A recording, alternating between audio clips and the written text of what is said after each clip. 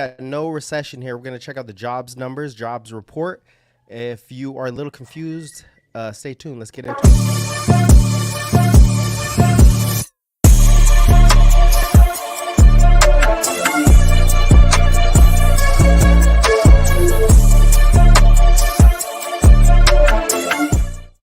All right, so we got Josh Dobson here with us, mortgage expert, to get another side of the story. Right now, first we'll go over, see, what do we get? Anything important on Monday? Let's just jump over to, let's talk about JOLTS really quick. Job openings, guys, continuing in the fall, right? Job openings are making progress. We haven't really gone over this. This just reflects that the economy is still contracting. Yep. Correct? Yeah. Still contracting, which is good for inflation, good for the Fed. You know, we have these little bumps and people are like, oh, jobs are going to the roof. They're little blimps in the road, little bumps in the road, nothing too crazy. So we'll go over ISM too. I forgot about that. But let's go ahead and check out this big, guess we'll jump to the non-farm payrolls. Oh, you're jumping right in, are you? Yeah, let's just jump to the non-farms. So non-farm payrolls, and we can look at it also from the, I think I have the official website. Oh, here it is, right?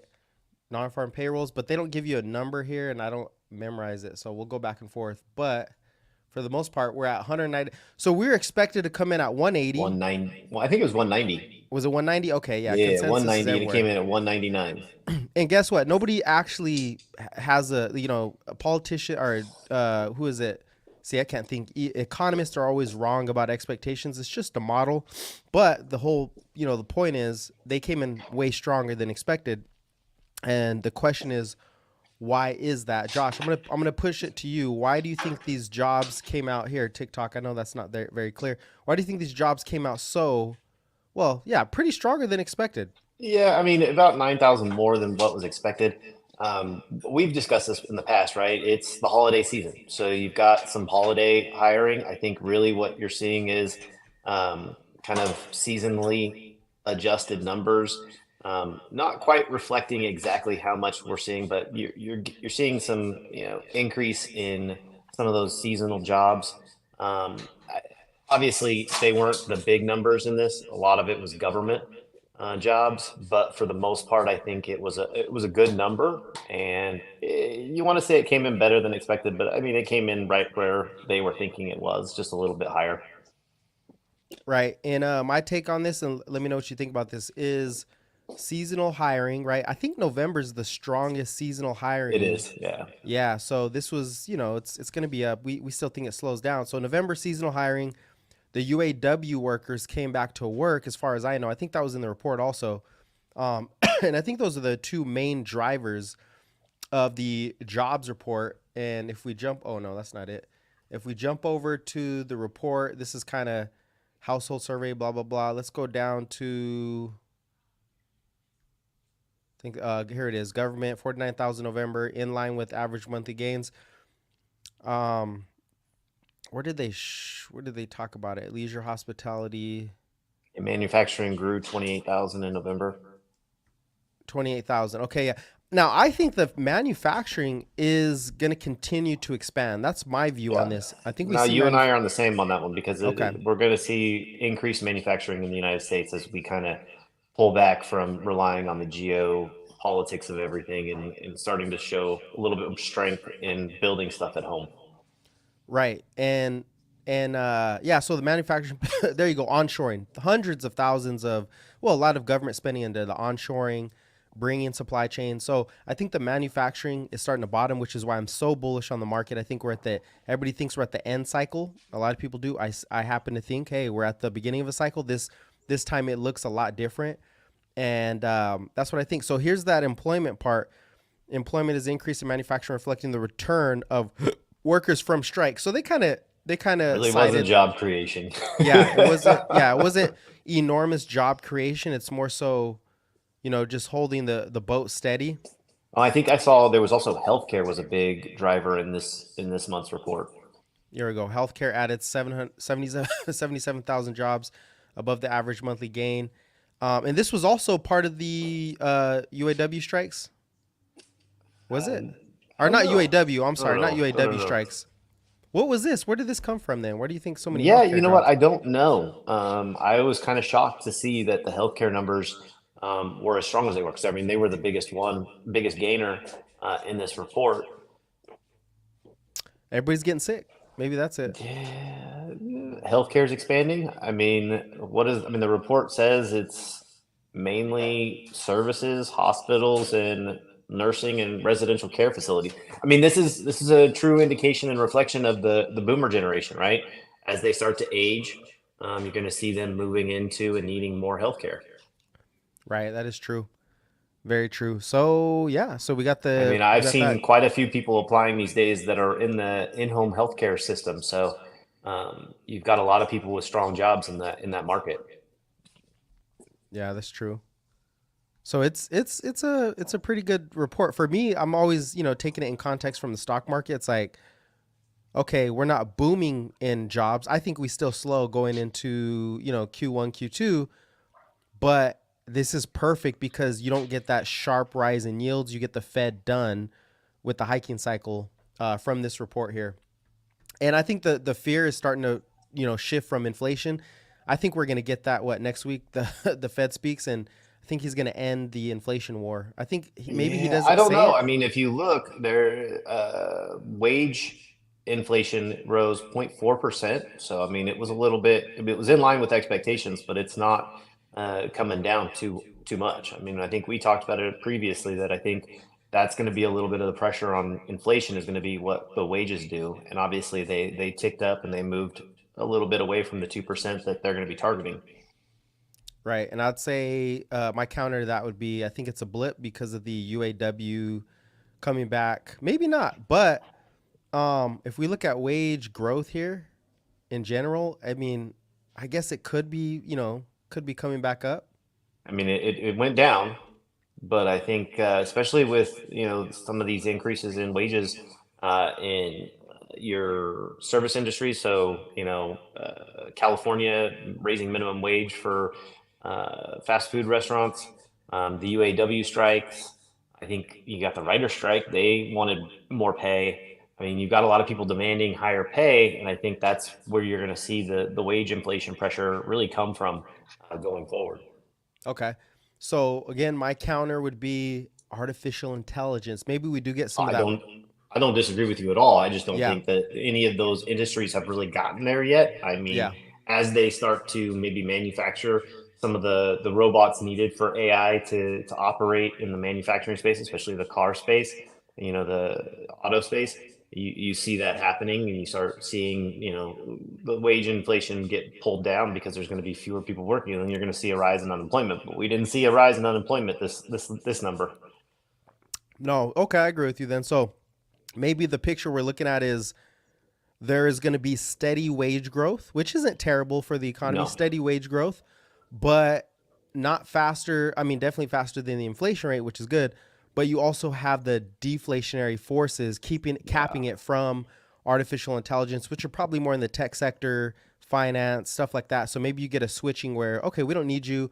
We see a lot of jobs being cut from, I think, finance. I think finance has the biggest, banking Oh, has the it's coming. biggest. Yeah, Yeah. I mean, the mortgage industry is dying on a vine right now as far as production, getting the numbers in. We're seeing jobs cut, hours cut. So you're going to see some decent or some pretty nasty numbers coming out of the finance industry all the way around going forward into the next year. Hey, so do you think we still hit? I think you said what 5%? What by summer? Yep. Okay, 5% by summer. I'm still gonna keep. I'm gonna say 4.2, 4.3. Um, yeah, I'm gonna say 4.2, 4.3 because of this, Josh. Because of the gig economy. Um, I think I put this in a chat GBT. What is the gig economy? Here we go. Ride sharing. So yeah, maybe that transition, takes a while, but ride sharing. So what is this? Uber, Lyft. I think Uber is Yeah. dominating right now. Uber, Lyft, food delivery, writer, editors, blah blah blah. I don't know about that. Web developing, that is huge. Um, virtual assistants. Well, that kind of takes jobs away. Social media managers. I think that's a big one right there. Facebook and YouTube, well, just the whole social network is just expanding. Like I always say this, the OnlyFans economy, the YouTube economy, the Instagram economy, those things are still expanding. And there's, I think, obviously the older generation, they're probably going to file for a lot more unemployment, right? Going forward Yeah. as these jobs miss. But then you might have these younger people who, find another way of, what is it? The hustle economy, Yeah, finding but I another way of think making. what you see there is less of the increase in jobs, right? Because most of those workers aren't gonna say they're employed. The other, what you're going to see is maybe a war of attrition where there's fewer people looking for their W-2 job working at McDonald's, and they're working their OnlyFans or their YouTube channels, where they're making their income. So I think that's going to be where we see less of a smaller job force, Yeah, maybe, which lowers the unemployment or keeps the unemployment from going up. right. But who knows? You know what I mean? Yeah, so the jobs, so maybe the picture is okay, jobs cool, possibly go negative, but it doesn't necessarily mean unemployment spikes because they're Right. finding these other jobs. So Yeah. really good balance here. Now, do you take that as a negative, a positive? Where do you stand on that? Is that a plus one, neutral, or a negative? Honestly, I think it's a positive, right? Because we've talked about this, right? The gig economy is kind of changing how the reporting is going. You're going to see a lot more people, saying I'm not working a W-2 job, and they're, earning their income different ways. I think the Fed and everybody else and the economists are going to have to find a way to start tracking that, and knowing a little bit more about that, because at the end of the day, really the only place they're going to really know those numbers and figure out who's actually working, who's not, is going to be from tax returns. Right. And I would say there's a True. good portion of the population that they're not filing taxes as an influencer. They're not filing taxes on their OnlyFans. I mean, yes, a little bit, but until those companies really find a way to start sending out tax statements that they're going to have to file, right? You're not going to see, where are we going to figure out who's doing what and how they're doing it. So how does the jobs number kind of change with the times?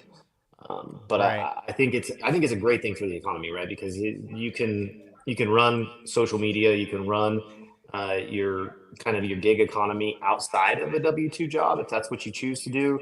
A lot of people are getting out of that rat race and are focusing on those types of businesses. So it'll be interesting to see how we figure that out.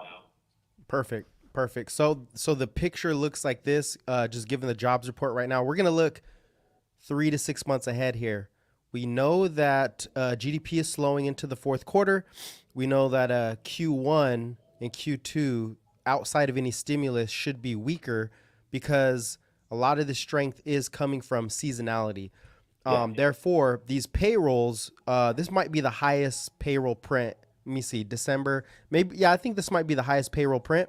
I would agree December with you. slows down. January, I mean, we are in December, so what I'm saying is by Right. February, Next January's report, we'll see December's numbers, and February will see January's numbers. So there in we go. February's report, you're going to see, a tick down.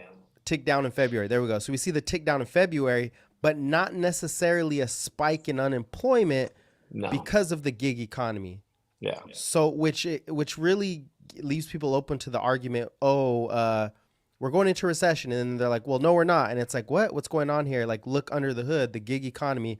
There's a lot of spending, and we're gonna have to figure that out. Now, moving to wage growth, average hourly earnings.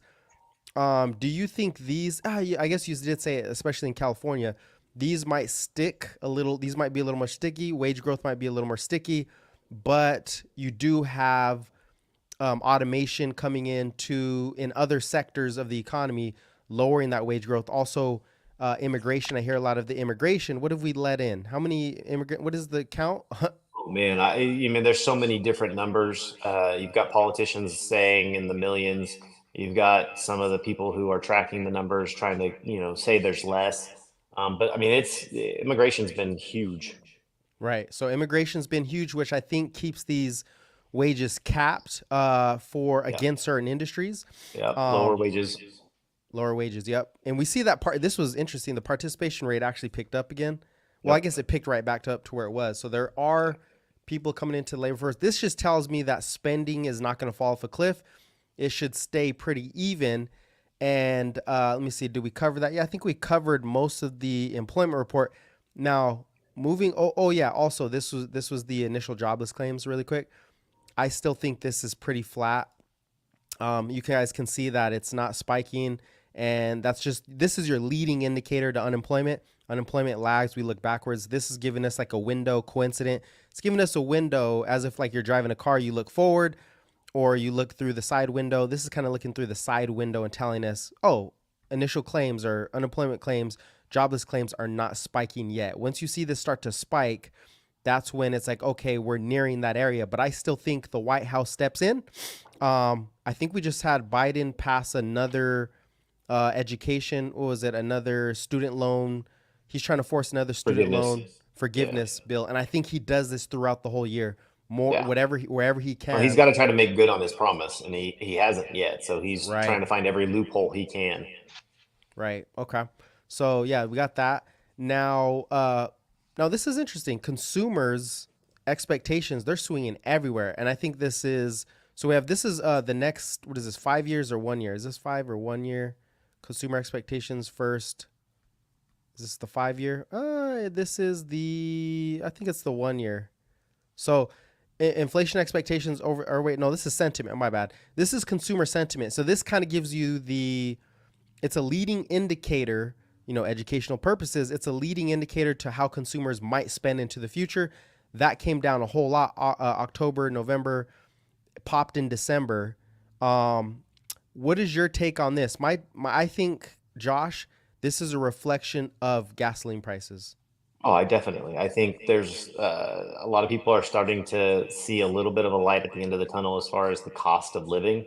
I mean, it's still high and you're still feeling the effects of it, but as wages grow, and prices start to kind of flatline or come down a little bit, especially gas prices, you see people start to feel a little bit better about, how far their money will go, especially if they're earning a little bit more.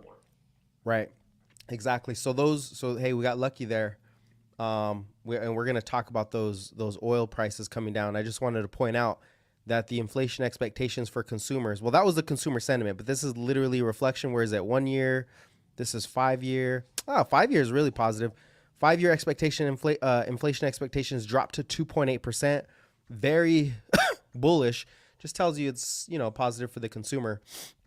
And then I think the 1 year consumer inflation expectations was, was a big drop. Goodness. Yeah. This is gasoline prices. This is gas prices. Let's take a look at it. 3-1 now. I'm sorry, Josh, over there in California. Yeah, don't get me started about California, bro.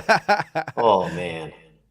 Yeah, that's a double the prices. We're not seeing any ease in gas. I mean, maybe 20 cents, but we're not getting the same thing everybody else is. It's rough out here.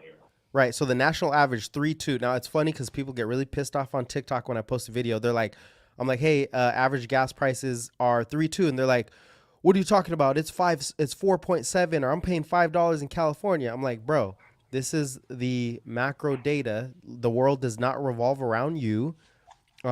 We take all the aggregate data. The average is 3.2. Move to Texas. No, I'm just kidding. But yeah, it's funny. Yeah, it's funny. And then you have the Texans that are like, oh yeah, great. But really, they might be conservative and say, no, look at California. Right? It's funny. It goes right back and forth. A lot of confusion there. But yeah, gas prices are easing. This is super bullish for stock market, in my view. Does that impact mortgages to any degree? Yeah, I mean, that's the other part about this, right? So it's all about how the consumer feels. If they feel like their money is going to go a little bit further, they might be willing to get back into the market. We've seen an uptick in applications for refinances. We've seen an uptick in applications for purchases. Obviously, we haven't gotten into this yet, but rates have dropped considerably since middle of this year. We're back in the sixes, and I think I talked about it not too long ago. Most consumers are looking for rates in the mid fives to really make a move. So if we saw rates get down into around 5.5%, you're going to see a huge uptick in applications. You're going to see a huge uptick in people willing to list their homes to sell them. So, I mean, it's all good in this respect. If we can keep gas prices coming down, we can see inflation start coming down, we can really look to the Fed to pivot, like I had talked about a few times back. I think they're going to pivot in 2024 because they're going to have to, and when they do, we're going to see rates come down, and we're going to see a pickup in the housing market. All right. So where are we at average? Like 7% mortgages? Sixes, high sixes, mid Sixes. sixes. Yeah. High sixes, mid sixes. All right. A couple analysts are expecting mid-year next year to come down to, I think they said for mortgages 4.5 to 5. That's a little crazy. It's I a big wouldn't. drop. I would say 5.5% maybe. That's kind of like I said. That's where I think we should be. That's the sweet spot for mortgages and real estate. And I think the Fed's going to help us with that. Right. No, I agree with that. So and maybe yields come down to 3.5. Yields, dip pretty hard, even though today they did bounce, but they've been They coming bounced a down little pretty bit, fast. but I think that's just some investors getting back in, going, okay, I like this. I'm gonna pick some up. Right. So check this out, Josh. Well, let's jump into this, Josh. This is the forward-looking data. ISM Purchasing Manager Index. This is basically a survey for the supply chain managers in the U.S., and they're looking at employment, production, new orders. This is forward-looking data here, and I've been pointing this out for a while. This is the service economy. Your 50 mark here is below this is contraction. Contraction. We Yep. have not really contracted for the service economy. It's staying up here. And we had a little bounce, which is cool. Obviously, seasonality, right? Yeah. Let's keep it real here. This should start to weaken. I think February, March, April. I think it does weaken a little bit, and we might get a switcheroo where the services weakens. Do you think it gets under 50, Josh? Uh, Man, that's a good question. I hope not. But if, my forward thinking idea on how the economy is going to do, I believe it does.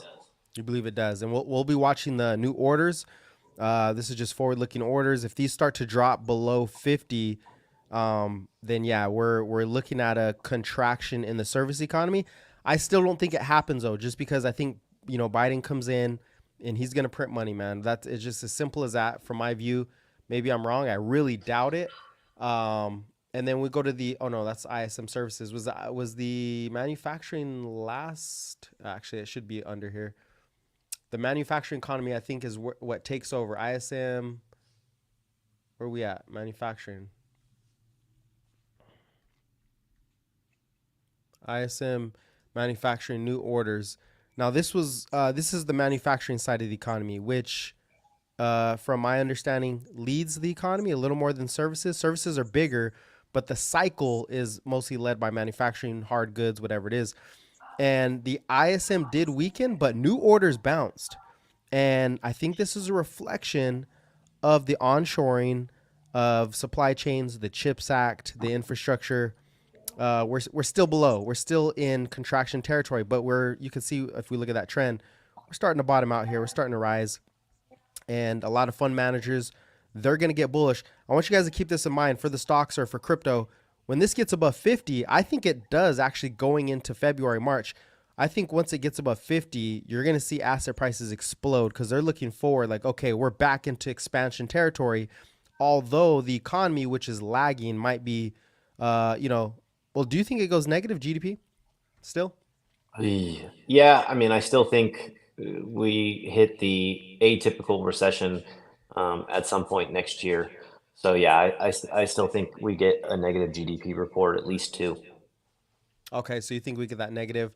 I'm going to take the over on that one. I'm going to say, I, I mean, obviously, there's the unknown of how much the administration and the government's willing to create jobs. I mean, they're the ones that are pushing a lot of the GDP and a lot of what's going on right now because of their spending. So Josh, do you really think they're going to allow that negative number? no, I don't think they will, especially in a election cycle, at least a big election year. But I don't know how much of it they can do. You know what I mean? Yeah. If everything weakens to a certain point, there's not enough government spending they can do to keep the GDP number from going negative.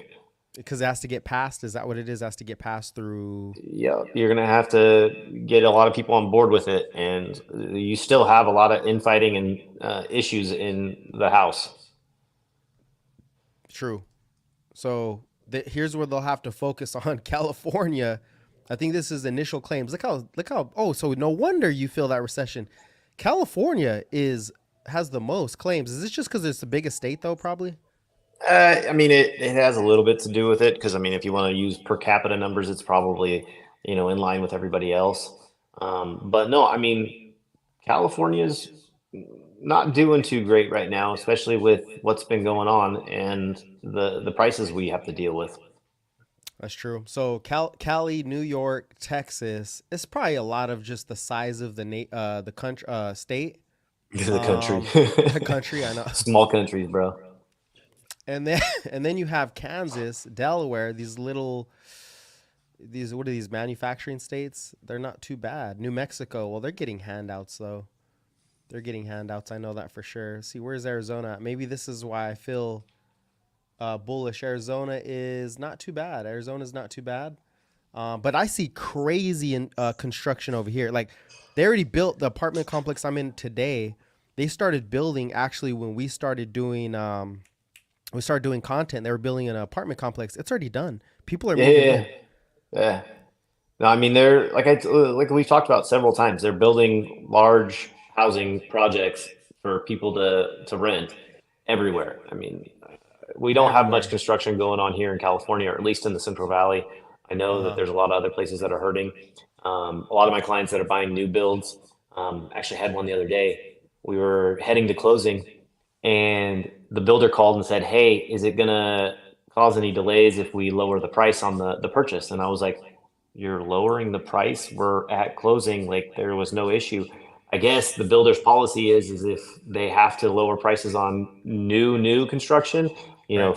different phases, they offer a price reduction or credits to the buyers that are currently buying so that they don't have buyers who have a little bit extra remorse because the home, you know, two streets over that was built in the second phase went for a lot less than what they purchased it for. So, I mean, the builders are really being generous and giving out concessions with the housing market.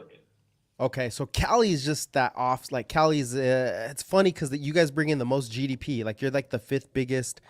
Shout out to Newsom. No, I'm just kidding. You're like the Yeah, you're like the fifth maybe his biggest predecessors, bro. his predecessors biggest. Well, it's you guys may have the biggest income to. I mean, what is it? Wealth to poverty discrepancy because you have the Yep, biggest economy by far, but yet you guys have the poorest. San yep, Francisco's pretty bad. San Francisco's ideal, right, for that scenario. Like that's the big picture. yeah. So and I also read too because I'm looking into real estate a little bit how California is the hardest to get a fourplex because of the price controls. Where well, let me try to explain this. We're gonna talk about this on Monday. Also, California is the toughest state to get a fourplex multifamily because there's a rule where 75% of the income from the rent has to meet a certain standard, but because of the price controls, those rents are reduced down a little bit. Yeah, so And you have places where there's rent control, which can affect your ability to purchase a fourplex because the price is going to be higher and you're only going to be using X percent. So when you're qualifying for a house, you can use 75% of the projected rents as income to qualify. right, That's just across the board, doesn't matter which state. But when you have rent control, right, you can't get true rent on those other three units. So that number is even lower.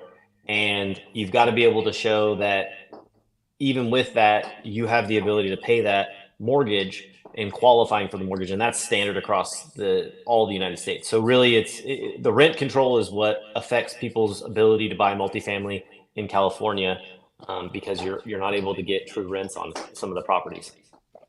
okay, yeah, there you go. You heard it from But an I mean, one of the expert. great things is that not all of California has rent control. There's only a handful of cities that have rent control, and those are the big boys like San Francisco, LA, and that kind of stuff. In other parts of California, you can buy a fourplex and get true rent on it and buy a fourplex pretty easily. Okay, so like if you go where there's less of that poverty discrepancy, it might be less of a Yeah, the mandate. Okay. the the higher price markets, that's where you run into the rent controls. Right. So even Seattle, I mean, so there's other cities within other states that have that, but in California, your San Francisco Bay Area, LA and around there, San Diego and around San Diego.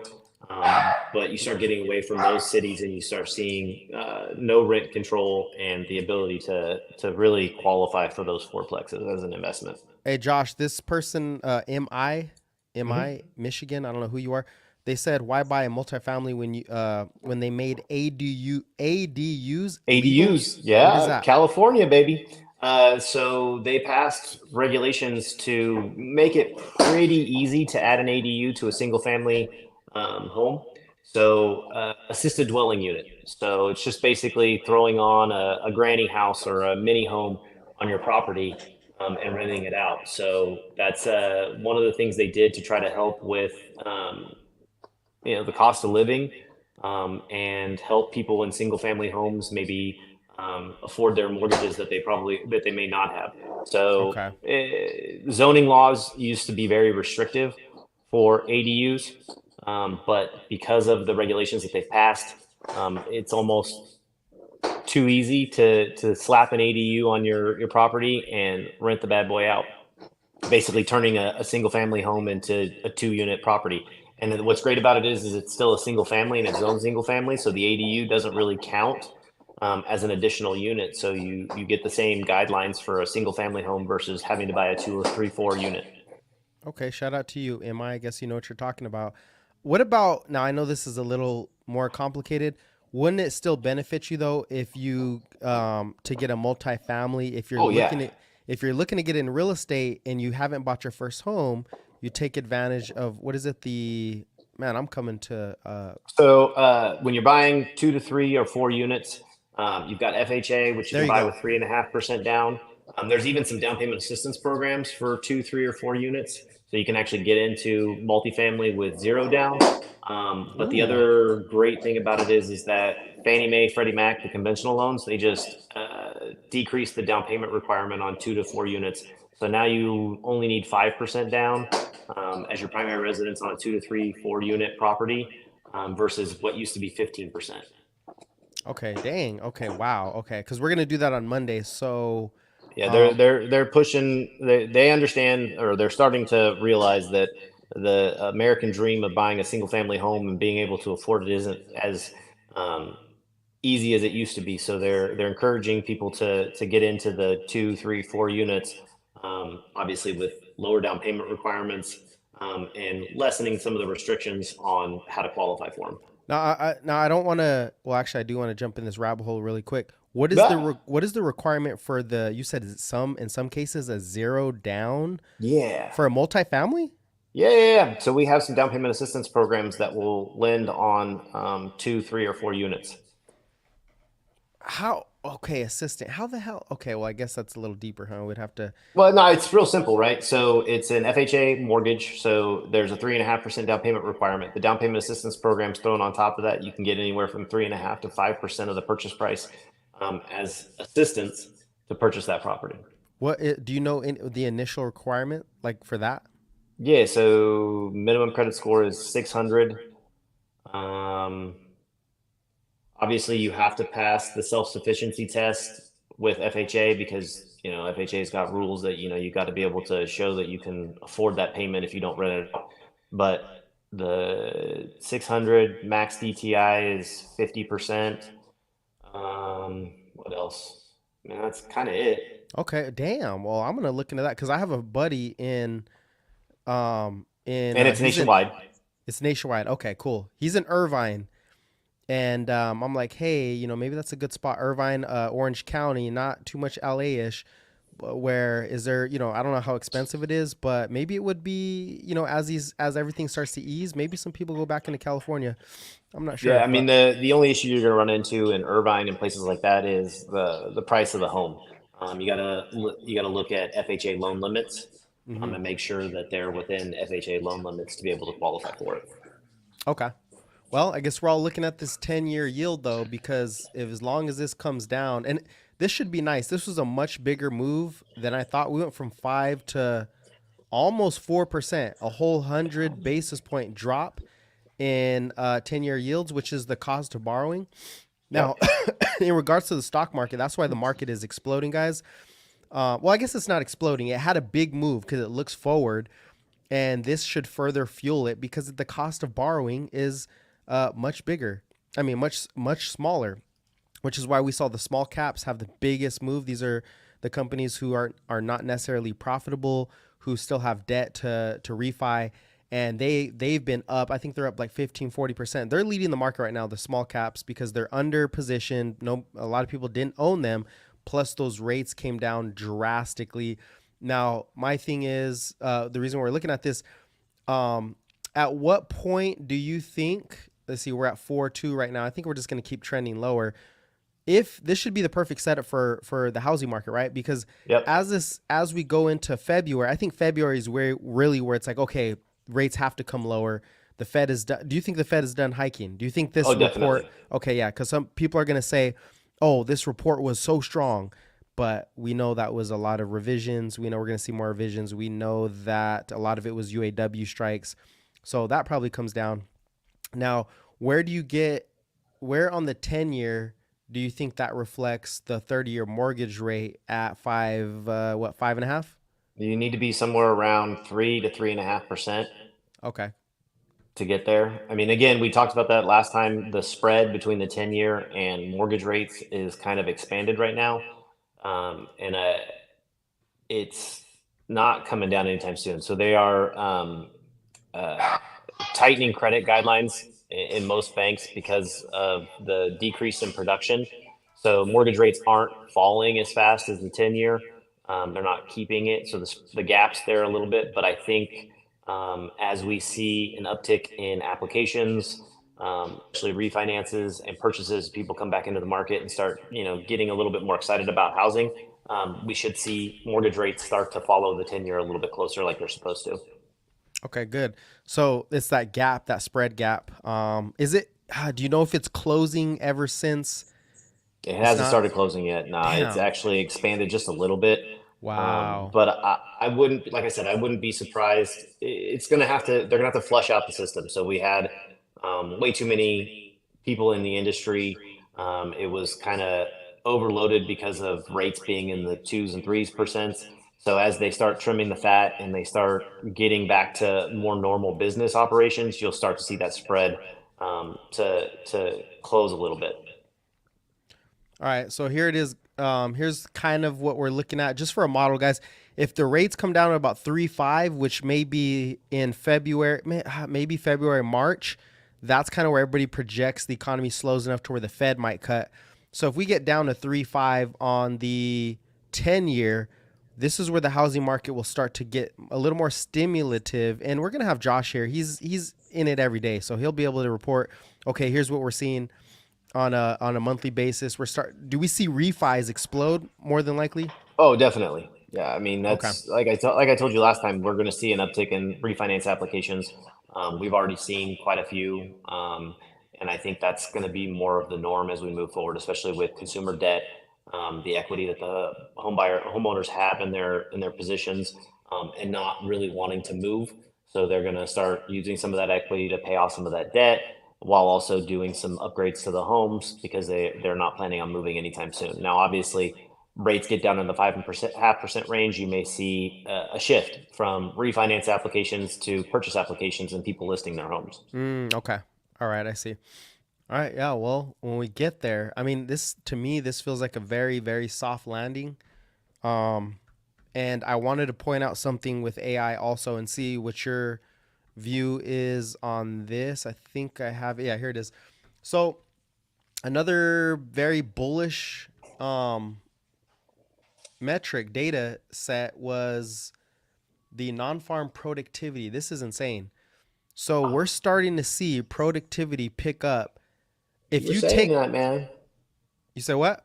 You were saying that. You've been saying that. We're going to see productivity increase. Yeah, we're going to see productivity increase. And if we go back, like we had this big boom after the pandemic, obviously, because that was a pure Every monetary, number was inflated there, man. every number was inflated. So we're starting to climb. and we're above. Like, is this thing maxed out? Here we go. Well, I guess you can't see it max. Let's go to. This is the 10-year. This is the highest in 10 years, X the pandemic. The last time it was this high was actually '08, which was another '09. So it was another stimulative period. So if you take out all the stimulative periods, let's see if I can go back to, let's do 2001. Let's see what that looked like in 2001. Okay, so '08 to 2001. So this is the biggest period since 2004, which is what, 20 years. This is the highest productivity. And what that means is you're producing more goods and services per unit of labor. And that is how you grow GDP without inflation pressures climbing, because you're just getting more output per unit of labor. I think this is due to AI, and not just AI, but also a lot of companies are pulling back on their cost structure. They're not. So I heard that, what is it called? Operating spending. What is it called? CapEx. A lot of S&P companies, their capital expenditure. So how much they spend to build revenue, they're just like, okay, we're not going to spend that no more. We're not going to shoot in the dark. That turns into pure profit margin. Yep. So like productivity is picking up with AI, with the new models. Very bullish for the stock market. Now, how do you think this impacts? I know with this, we probably said it already. How does this impact? Because the housing market's a little more lagging. How do you think this impacts the housing market? As in, okay, we're producing more at a lower cost. Does this cause more supply to overcome demand, or are we still kind of break even there as this rises? I mean, as you see that happen, you're going to see more demand, right? Because people are going to be able to afford a little bit more. But I think the big issue with it, or at least what we should be looking at, is as they cut capital expenditures, where are they cutting it, right? Are they cutting jobs? Are they cutting hours? That sort of thing can really have an impact on the consumer, because when it comes to housing, it's all about us, right? You, Right. the consumer. If we're working and we're making more money, great. If we're not working and we're not making more money, there's going to be less demand, and you could see more supply. So that was getting back to what we were talking about. If we see the economy really cut jobs and start putting people out of work, you're going to see more people needing to sell their homes, which is going to increase supply. And if there's not people working that can offset that supply, we see an increase in supply, not an increase in demand, and home prices start to plummet. Okay. If you had to take a guess in the dark, Josh, January 2025, is the average home price higher, lower, or neutral? Higher. Higher. Okay. Yeah.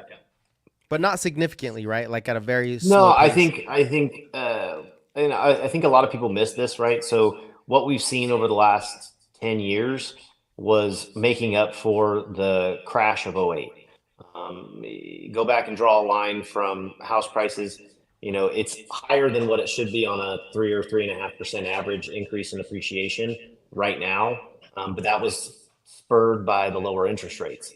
So I think you see appreciation slow down, maybe maybe a 0.5%, a couple years, or maybe a couple months where it's zero. But I don't really see it dropping. I just think it slows down, and as Oh, he dropped out a little bit. This is the housing price index right here. Oh, shoot. I still can't hear you. Hold on, Josh. Still can't hear you. You probably got a call, huh? How about you pop out, pop back in? Or do I have to remove you?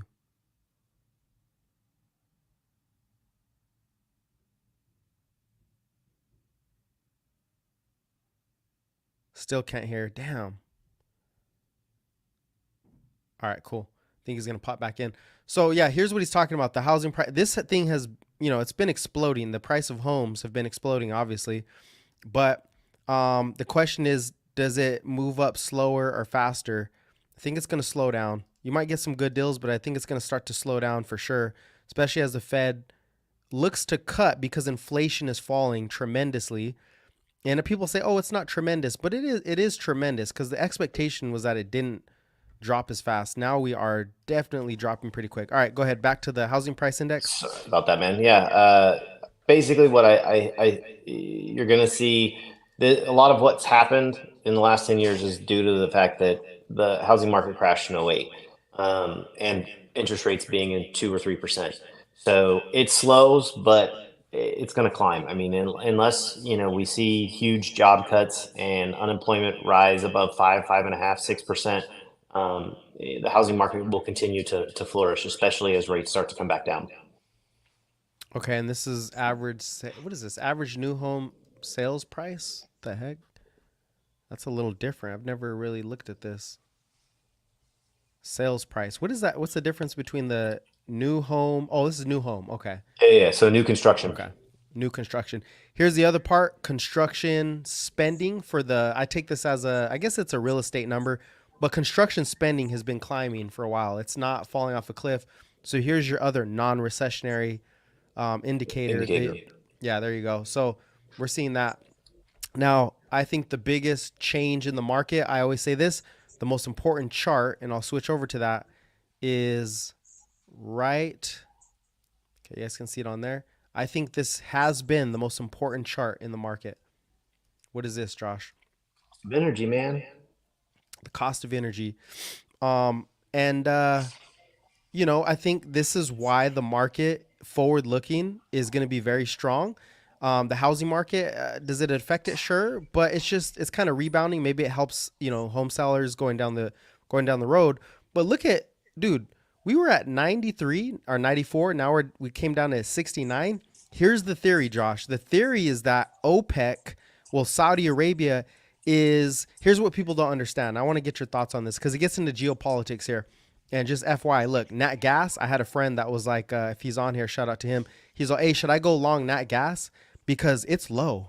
It's fallen a lot. It was around this period. And I was like, look, bro, the thing about commodities is I'm not an expert. I don't know where the inventory is, but I'm hearing that there's so much inventory of nat gas. I would not go long. This thing could keep dropping. Thank goodness he didn't go long because it broke down. So this is good for the economy because prices of energy, the biggest drag on the economy, on the stock market, the price of energy is absolutely collapsing. It's a little exaggerative, but it's really good. So we're getting this down. Now here's the theory. The theory is that OPEC has been doing price cuts. We know that.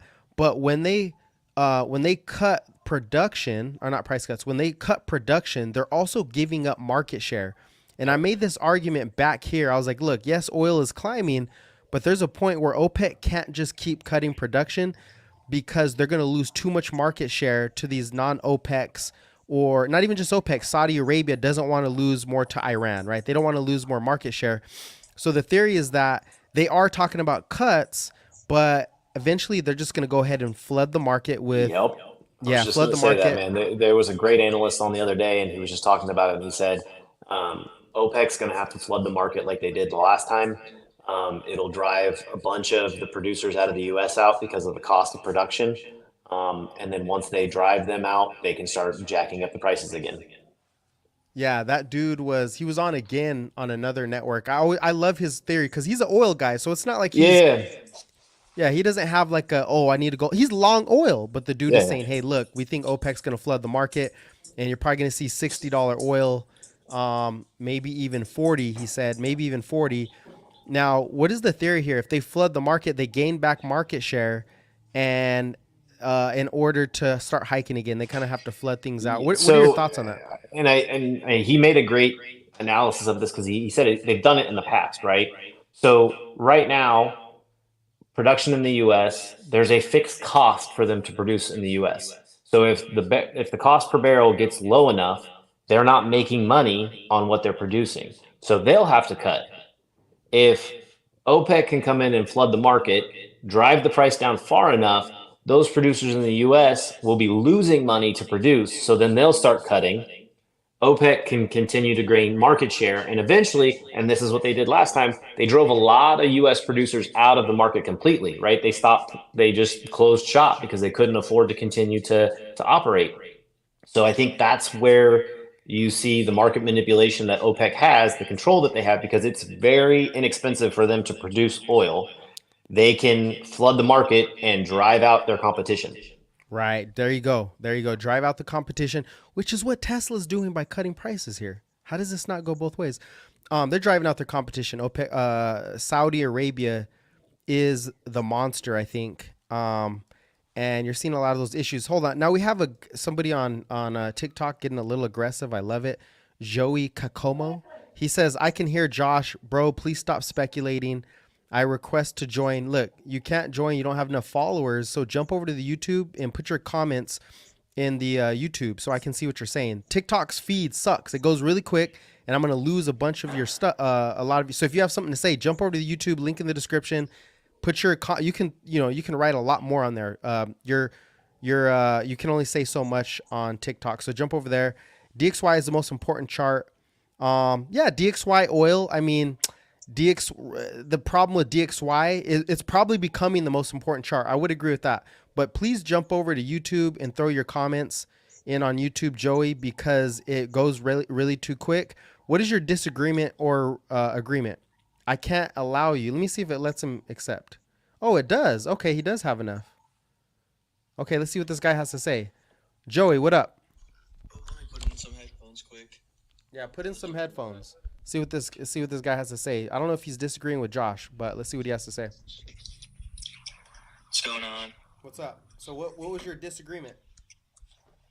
Oh, so before, you were talking about the housing prices on how when the Fed is expected to cut, you said like when they cut, coming up probably like Q1 of this coming year, that houses prices will decelerate. I assume you didn't mean they'll go down, but accelerate at a slower pace. Yeah. Yeah. So if houses are more affordable, why would they slow down in the price? Or Hey, Joey. So that's for me, it's supply and demand, my friend. Basically, what you're going to see is as interest rates come down, more people who currently own are going to be willing to sell their home. So there was a survey that was done, and 75% of homeowners said they would be more apt to sell their home and buy a different home once interest rates hit 5.5%. So again, you're going to see an increase in demand because rates and affordability comes back into the market, but you're also going to see an influx of supply. There's a lot of people who are not happy with the homes that they're in and they'd like to move. They're just not moving because of where interest rates are now. okay, so do you have any like data on the supply side? Or the people As far as the supply side goes, there's not really a lot of data. You can look at the inventory levels. So inventory is still anemic compared to historic numbers. So you're not seeing a lot of people who bought or who have owned in the last 10 years really selling their homes. The people that are selling have to sell. But as you see rates come down, you'll see more of those people willing to sell to move into something else. Okay, so they're also going to be a buyer as well. Right. So again, you're going to see an increase in supply and an increase in demand. You're also they're going to offset each other. So you're not going to see a huge acceleration in home prices with it. Like I said, it'll offset itself pretty well. Okay, so I think it's truly just speculation because Oh, it always we don't is. know the exact figures on Yep. how many people will buy, how many people are more willing to sell, and based on like the straight economics, if buying a house is cheaper, more people will be inclined to buy when interest rates fall. Like there's just speculation. Like if you fill out a survey saying that you will sell if, rates go down, that's just speculation really.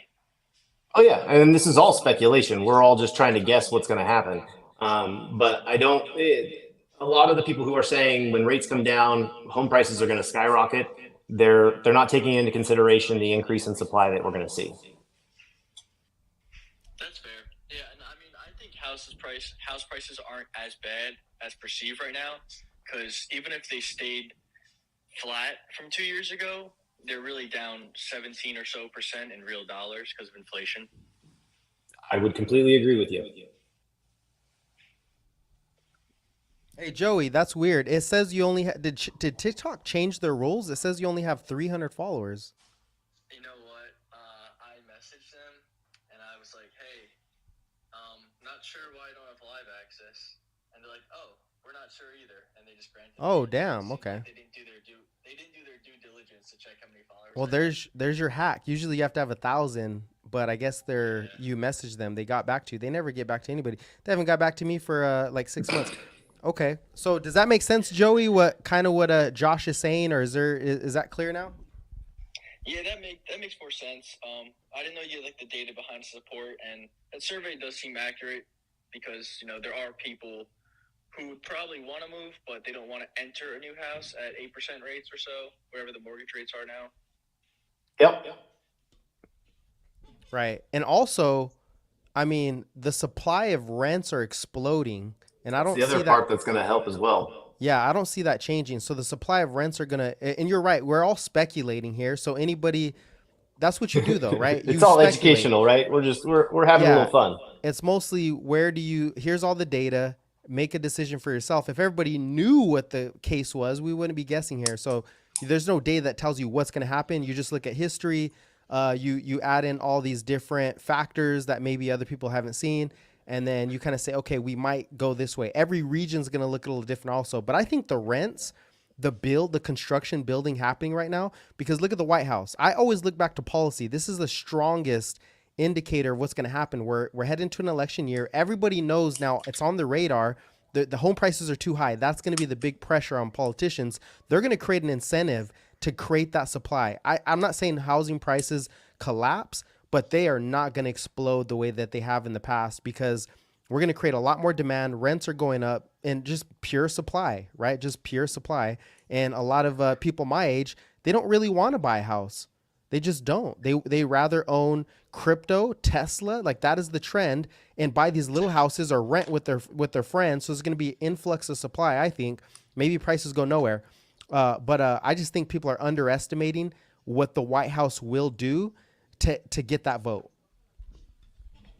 Yeah, I think there's going to be a lot of stimulus, whether it's fiscal or etc., just to make it seem, or maybe even just like, altering CPI numbers and the allocation in which it's calculated, just to make it seem like we're great, we're good, see, Bidenomics, and pushing things forward for the election.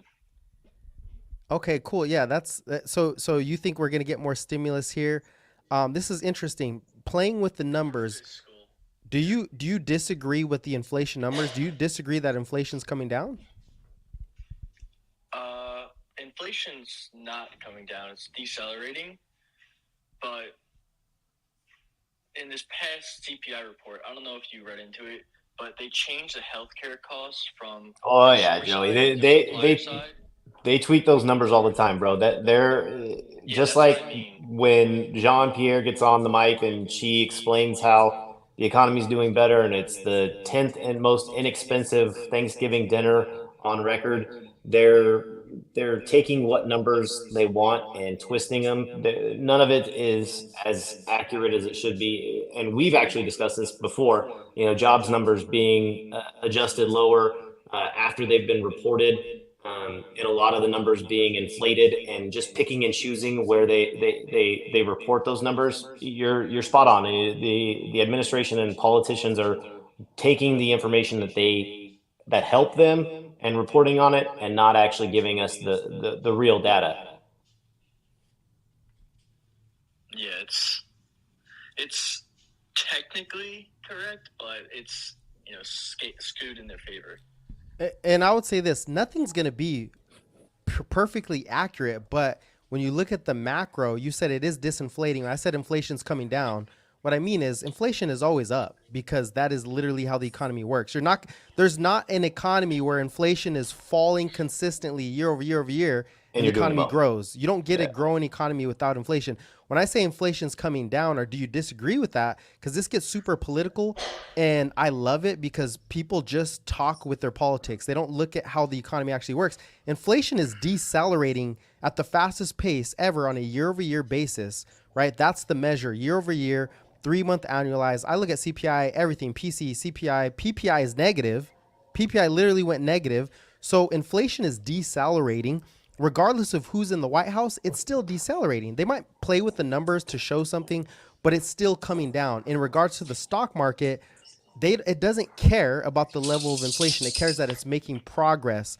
It does care in some cases, but it cares that it's making progress. And I just want to kind of dispel, and this is good. I love that you came on here. A lot of people don't have the balls to do that. So shout out to you, Joey. Thank you. Yeah, for sure.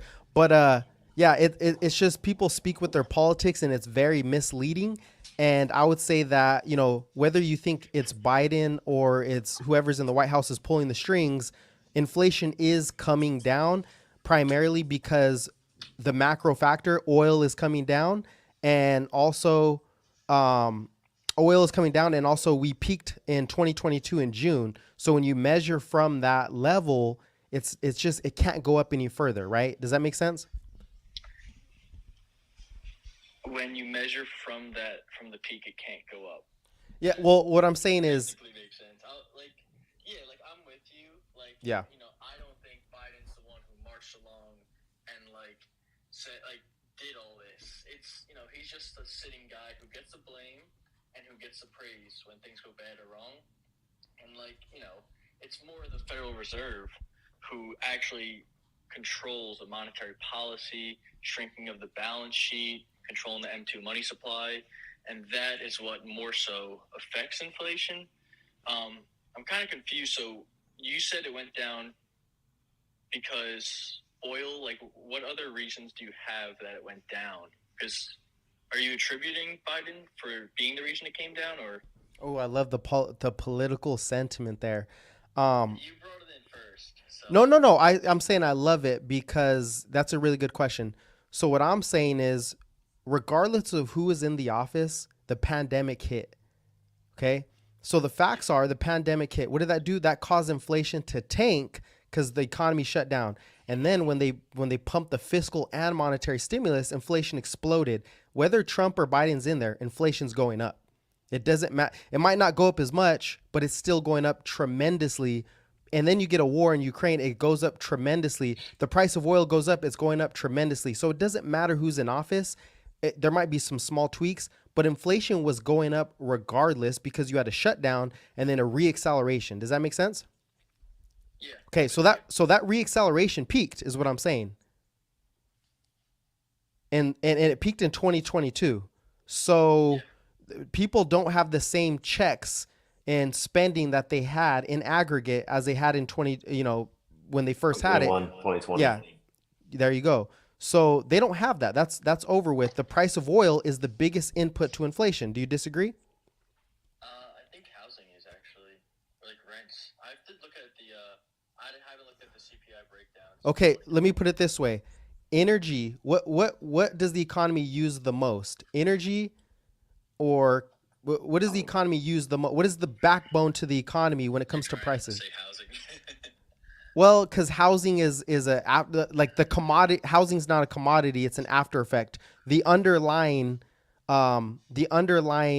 price for even housing, it's gonna be, the input is gonna be oil. Still, oil's the biggest. Energy is your biggest input, is what I'm saying, to all inflation. That's not really a debatable. Okay. You know what I'm saying? Like oil, bro. The housing prices aren't gonna spike 40% in 3 months. That doesn't happen. Oil will. Okay, that's my point. Does that kind of make sense? Oh, so that's why it went up. Yeah.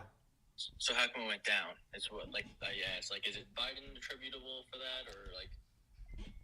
Oh, is oil fell? Is Biden attributed to that? I mean, For it going down. Yeah, for it going down. Inflation coming down, yeah. So let's just say Biden admin, because again, who knows who's there, who's really there. Are they attributed to that? To some degree, you can say that, but there's a bunch of reasons for that. I'm not a person over here shouting. It's funny because I wore a Trump mask the entire COVID. Like, that's who I am, right? But when I show facts, just because there's positivity happening in the economy, they're like, "Oh, you're a Biden supporter." That's hilarious to me. You know, people don't even know who I am. If you knew who I am, you'd think that was funny. But the fact of the matter is, they pivoted and they said, "Okay, we actually have to increase the." I think it's more than encourage more oil production, right? There we go. Which is what they've done. Which is what they've done. So they've done the right thing. They've pivoted, and he's actually, the whole thing with Iran too is, we're gonna go ahead and let you guys produce oil. We're gonna leave the Venezuela. Venezuela, the sanctions, we're going to ease our sanctions because it's more important to hold the economy, keep the economy from collapsing than it is to, keep up with these stupid policies. So they pivoted, and I give them credit for pivoting because you have to pivot, right? You're stupid if you don't pivot. They had to pivot. So do I give them credit? Sure. Are they the sole reason for inflation coming down? No, that's market dynamics. Gotcha. So what is your thoughts? So I'm just looking. I found it on BLS.gov. The 12-month ended 2023 October of inflation. It looks like fuel oil was the biggest drop, minus 21.4%. And the biggest rise was transportation service, like with the energy part cut out. It's under the subsection services less energy services, which is interesting. But yeah, I kind of just didn't really know your perspective because a lot of the lives I go into, they're like, oh, the Inflation Reduction Act, that's why we're saved. Oh God, no. Hell no. That was inflation in and of itself. Bro, go hit it, Josh. Yeah, man. Hey, Joey, the simple truth is any fiscal policy that's pumping money into the economy is inflationary. And they've done their job of pumping a ton of money into the economy with fiscal policy. The Fed's been having to counter it with raising interest rates, which is another reason why we've seen inflation come down, because there's going to be less spending in the economy from people who are having to borrow money. But at the end of the day, nobody's saying that the Biden admin is responsible for bringing inflation down. All they're doing is simply pivoting and having to adjust their policies so that they can help what the Fed's doing and not counter it too much. Thoughts, Joey? Yeah, I'm just reading this chat. This guy's like talking. And Joey, I don't disagree with you. The backbone of the U.S. economy is housing. It's not the most expensive cost for us and a huge driver in inflation, but housing is the backbone for the U.S. economy. So if we can keep housing moving along, the economy is to stay pretty stable.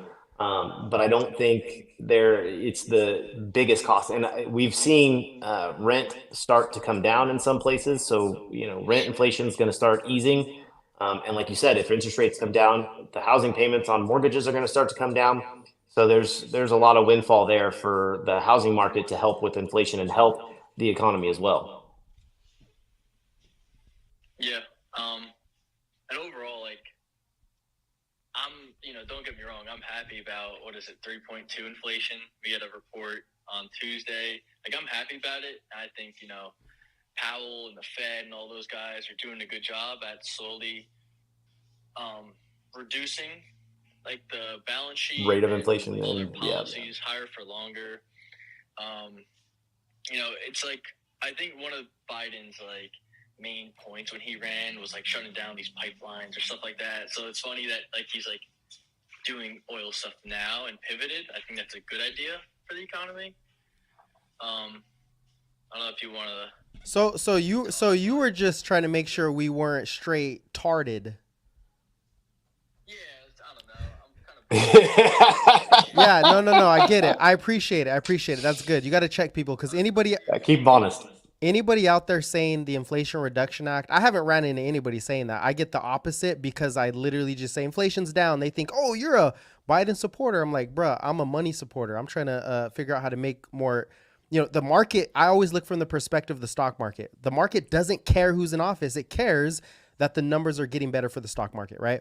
So yeah, no, good check. That's funny, but I think because I'm black too. I'm black and I give positives and they're like, oh, he's, oh. Well, that's cool. No, I don't care if you do. I really don't care. I'm not one of those guys. I can care less.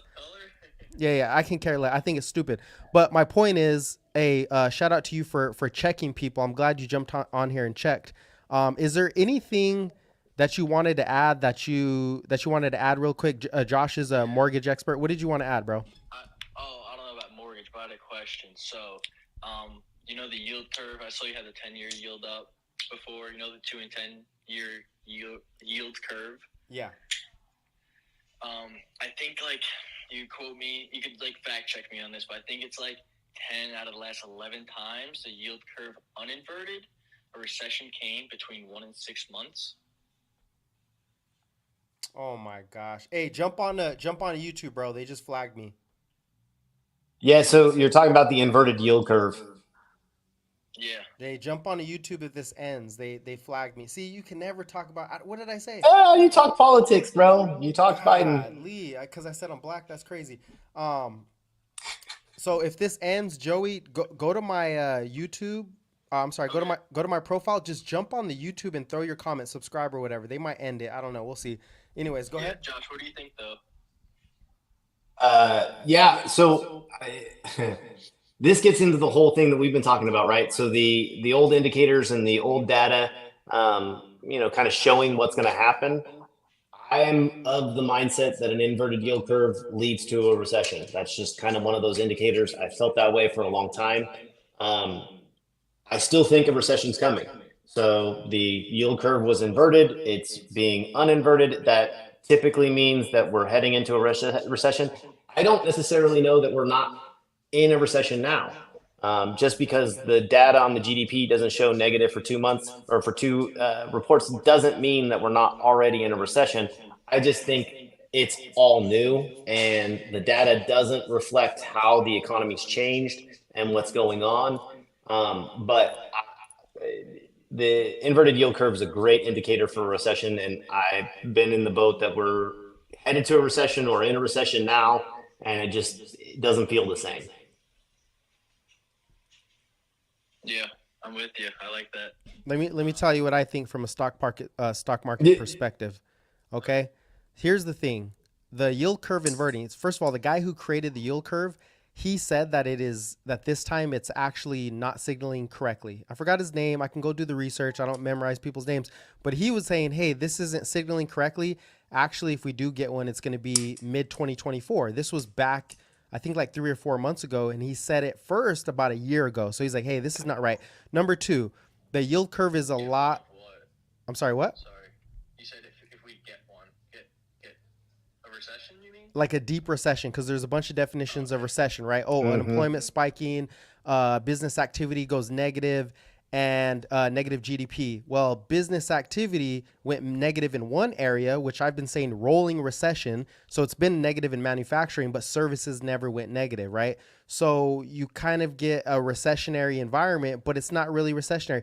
It's some areas are strong, some areas are weak. So we're in a recession. The yield curve is reflecting that we are in a recession, but it's not the deep, dark recession that people would hope, because you do have those fiscal policies, Inflation Reduction Act, CHIPS Act. So yeah, the Reduction Act this has nothing to do with inflation. It makes inflation go up to some degree, but it also means growth.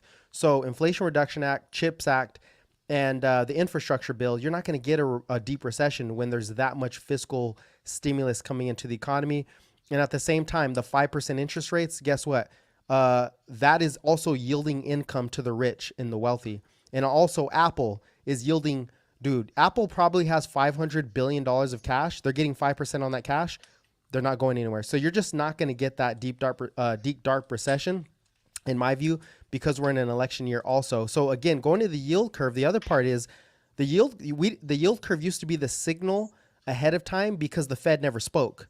Now the Fed comes out every damn week and speaks every month, and they give you so many details. So they're kind of bracing the markets. They're bracing CEOs and companies. Hey, we're going to keep tightening. We're going to stay higher for longer. So they prepared ahead of time. They cut costs. So if you notice, tech in 2022 had the recession. They started. Financials had a recession. As a matter of fact, KRE, the regional banks, they actually should have collapsed. That should have started the recession in March of 2023. It did not happen because the Fed stepped in. You said they reduced the balance sheet. Well, they did, but there's also a thing, and this is how me and Josh met up, shadow QE. Shadow QE. The Fed's been stimulating the whole time. So you're not going to get a recession. I argue we won't even see another recession in the next 10 years. Maybe never again. A deep, dark 2008 recession. I'd argue that. You never see it unless it's a huge surprise. It has to be a pandemic. It has to be some kind of event. Black swan event.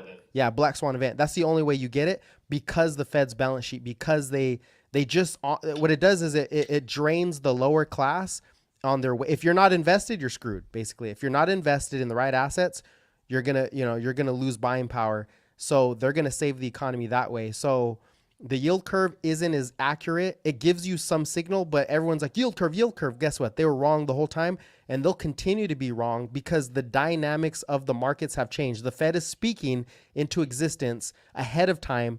Therefore, it's like bracing for a punch. You brace for it. So when it comes, it doesn't knock you off guard, right? It doesn't knock your air out. Everybody brace for it, and it's not as bad as they thought it was. Yeah.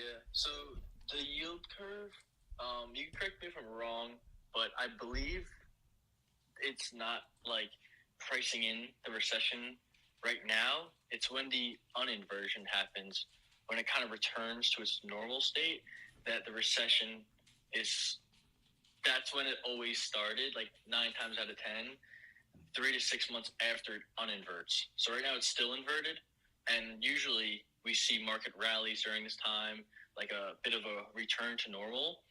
Then the Fed cuts rates, and then the yield curve uninverts, and but it's not 100% accurate because correlation does not necessarily mean. Okay, let me touch on that. I already know because I've been through this. I make so much content on this. I do lives. The reason that the yield curve inversion is usually causes some type of recession or the Fed cuts rates, again, like I said, is because the Fed doesn't talk. They just react. Now they're kind of preempting the market. Okay, you guys better prepare. So they have prepared. And the market back in the day wasn't mostly technology and software companies. Software companies can shave jobs, cut jobs, use technology, use AI really quickly to adapt without crashing their profits. They can earn more profit, right? Number two, typically when there was a crash, 2008, 2001, it was because business activity was turning negative. It already turned negative in one area and it's starting to recover. So again, the yield curve is not really as accurate as it used to be because there's the market is different. The data is totally different. There's a gig economy we always talk about where they're not reporting job gains or job losses because they're OnlyFans. I don't know if I can say that. Damn it. OnlyFans, whatever DoorDash. it is. DoorDash. There you go. DoorDash, right? Uber. There's so many little jobs now, hustle economy jobs. They're not really getting reported into the data, so we don't know all we can look at is total spending, right? And it just continues to stay pretty good. Total spending is pretty good. You're not getting a spike in unemployment. So the yield curve, I think, is an old way of looking at things. It gives you some degree of something, and something did break, bro. Something did break. The regional banks broke, but the Fed stepped in. So the recession's over. It got priced in my view, in 2022 by technology, and that's it. Yeah, I mean, it sounds like, by your premise, that the rich are going to get richer, and the poor, if they don't own assets, they're going to get poorer. Which, like, it could feel like a recession to some, but it's not a actual recession. Is that right? Or that's exactly right. The rich get richer, the strong get stronger. That's the history of evolution. The adapters, the people who adapt. It's not I hate the word rich and poor because it's so political. It's those who adapt do well. Those who do not do not. Period. If you're a billionaire, you could be a millionaire. You bought the wrong asset. You're also going to be poor pretty soon, right?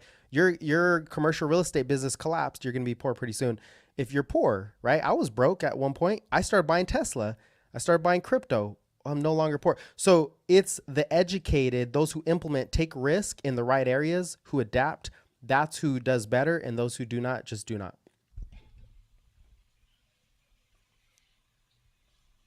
Yeah. I mean, I feel like you might be the same age as me based on what you said about the housing stuff. Most of my friends are just trying to get crypto and Tesla. So yeah, I think the best thing is just, be in the market long term, just ride the wave.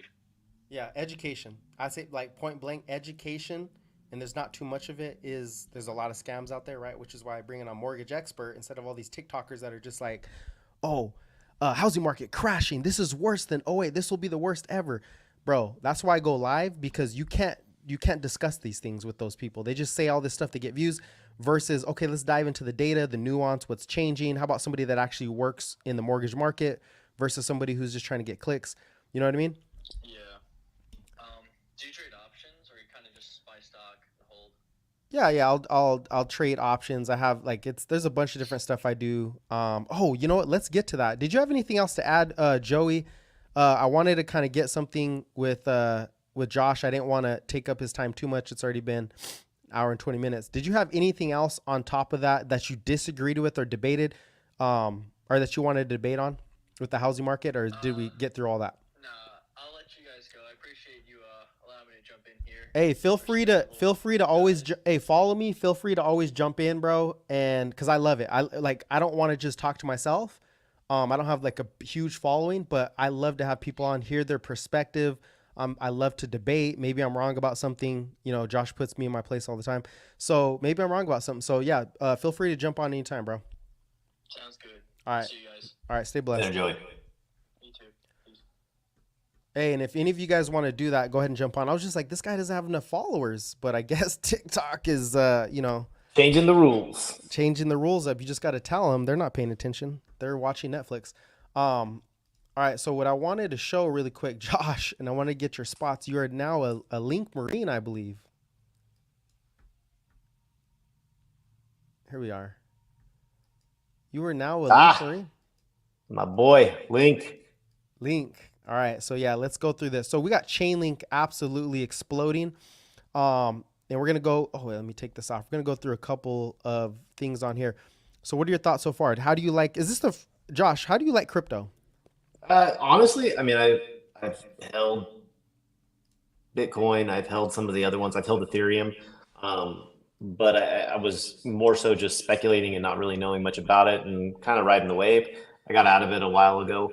But when you brought up Chainlink, I got excited just because of, how it's going to integrate and what it can do beyond crypto. So I'm digging the Link.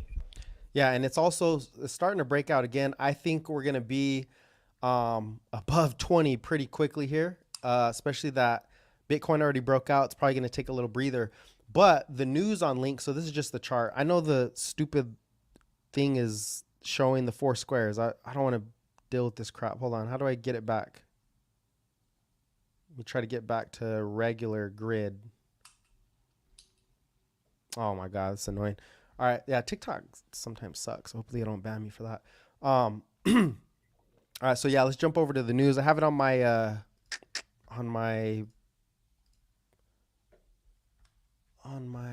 freaking Twitter here. My brain's still a little slow. I'm still trying to recover. I can't think that quick. Oh, here it is. So just to get you a little excited here, Josh, and some of the new viewers, check this out with Chainlink, right? So this probably has the biggest use case. No, it does. It has the biggest use case in all of crypto. Bitcoin is store value, whatever, XYZ. But real banks are actually adopting this. This is the market They're value. going to. Yes, they're going to. I mean, when you described what it does and how it works, if we're moving to crypto as, a currency and moving forward with it and doing a lot more of that, Chainlink is where it's going to be at, man. Because, I mean, this is the new web. This is the new web. Yeah, this is the entry to the new web. So you have a total of $40 trillion compared to all cryptos. And this isn't even a blockchain. It's a technology. So it's an exactly. Right? It's different. It's different. So total addressable market, well, not even total addressable market, but you got $40 trillion worth of banks who are using it right now. Euroclear, one of the biggest settlement layers in Europe. ANZ Bank, also same thing for, I think this is for Australia. And then HSBC, BNY Mellon. And then, these are on Citigroup too, but also you have Swift, which is transacting quadrillion dollars of value every year. And then DTCC, which is the US settlement layer, depository trust settlement for all transactions, whether it's, real estate, whatever. So this has the biggest definite use case. And then we just got some news. Isaiah could probably put this in here. They opened up a lock. So this is now going to help the people who are staking. We have 40 million people locked in yesterday. I think it was yesterday. Yeah. In a matter of 7 hours, you had $300 million locked into the protocol. This is so early and people are basically going to yield off this. So what they're doing is they're staking in So they can collect revenue. So let's say Yep. in 5 years you get 3% interest on every. You're not going to get it yourself, but you're going to get a percentage of every transaction. Now, if we go 10 years ahead, right, we're in 2030. Chainlink is processing $10 quadrillion. Yep. I mean, you're going to be, that's a real use case right here. So that is the strongest use case. And I want to now I know you're new at this. What are your thoughts? What are your thoughts on just thinking about Chainlink? Is it something that you would kind of go all in on? Is it something that you get super excited about? Are you doing more research on it? What are your thoughts on just? Yeah, I mean, something like this? I'm never gonna go all in on something, right? Because What? No, I'm just kidding. I've grown up with too many family members teaching me, you can't put all your eggs in one basket. But when you introduced me to Chainlink and just the use case and understanding of it, it makes sense that it's going to be the future of blockchain and crypto, and its ability to be integrated with just about everything financial. It's huge. I think it can be probably the next big thing as far as an investment, and what you can do with it as far as your potential growth, because of just how much of a use case there is for it and the demand that's going to be there, right? So Right. they've got a product, that's demand is increasing, that they're going to need to be able to integrate it somehow, and this is right now the true way to forward with it. 100%. So this is obviously what I get excited about. I know you're like, just lock it away. You see the charts and you're just like, yeah, let's go. go. There was a guy on there's a professional bank trader. He's on TikTok. He's really good with demand and supply levels. Like there's so many ways to trade. Most people lose money. He's good. He's 40 years old. He's been doing it for so long. And I told him, I was like, take a look at Chainlink. And he was like, and this is funny with crypto. People, when it comes to crypto, I know it's hyped up. The word is, polarizing. It's like, it's crashing. I actually watched a show. Check this out. I was watching a show and these guys asked girls, would you rather have $100? These are like, just regular girls, and they had a bunch of women on, and they're like, would you rather have $100 or a Bitcoin? And they were like, $100, right? And I was like, holy crap, this is how early we really are. Most people have no clue. It's like the internet, people didn't believe in it, and then all of a sudden it's in all of our lives. This girl said, I would have wanted Bitcoin 5 years ago, but it fell off the map and now it tanked. And I was like, oh my goodness, bro, it is at 44K. What are you smoking? It's because they see the headlines, right? They see the headlines. This is crashing, the clickbait stuff, and they don't actually read into it. Right. They don't read into it. It's the clickbait stuff. So I wanted to just show you this candle, Josh.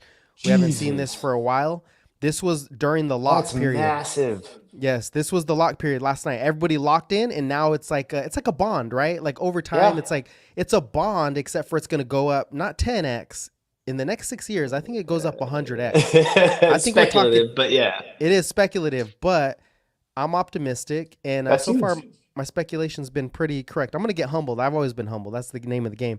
But I think this has the most lock. So we got that big candle, Josh. Just want to get you a little excited on it. We haven't seen that size of candle insane, bro, since it blew up. We haven't seen the size of candle since it blew up first. So we're headed to over 20. And then I think, the crypto cycle just got started. So maybe by 2025, obviously it is speculative, we're probably going to see this over 150. It's at 16 right now. So 10x from here. And if we really get crazy, let's say the Fed easing rates, they turn the balance sheet back on because inflation is done. More money into the system. More money in the system. And it goes higher. Then people realize, oh my God, wait a minute. This is the best protocol in the entire market. It's like Bitcoin back at 200. It's not Bitcoin by any means as far as fundamentally, but the potential of it is so big. So I just wanted to, like I said, I mean, if they can get this implemented and they can actually get the protocol working on the scale that they say it's capable of, the sky's the limit on this thing, man, because that's just knowing that we're moving towards blockchain and crypto, having something that can connect each and every blockchain, that tool itself by itself is $1 trillion, investment. Right. $1 trillion. Yep. So my whole point though to show this is that I was talking to this banker guy and I was like, hey, check this out. And he's all, where's the demand? He's all, nah, I wouldn't buy this until it got down to 12 or 10. And I'm like, bro, this is crypto season. These things, once they launch at the, we're at the, everybody thinks we're in late cycle, right? The economy is going to roll You've over. missed it. We've missed it. And we are kind of in late cycle, kind of halfway. But the other part of the economy is fiscal stimulus, new technologies. And I wanted to get your take on this. My view is, I think before we end it out, my view is that I think all governments are going to be mandated. I mean, they already are, to figure out how to produce more GDP at a lower cost or else their economies fail. That's why you see the, Saudi Arabia came out with Saudi Aramco. They're going to put their, their oil on the market to get people to bid into it, to get these dividend yields, whatever it is, to trade around, because they know oil is not going to be the sole producer of energy. They're doing solar farms, nuclear, whatever it is.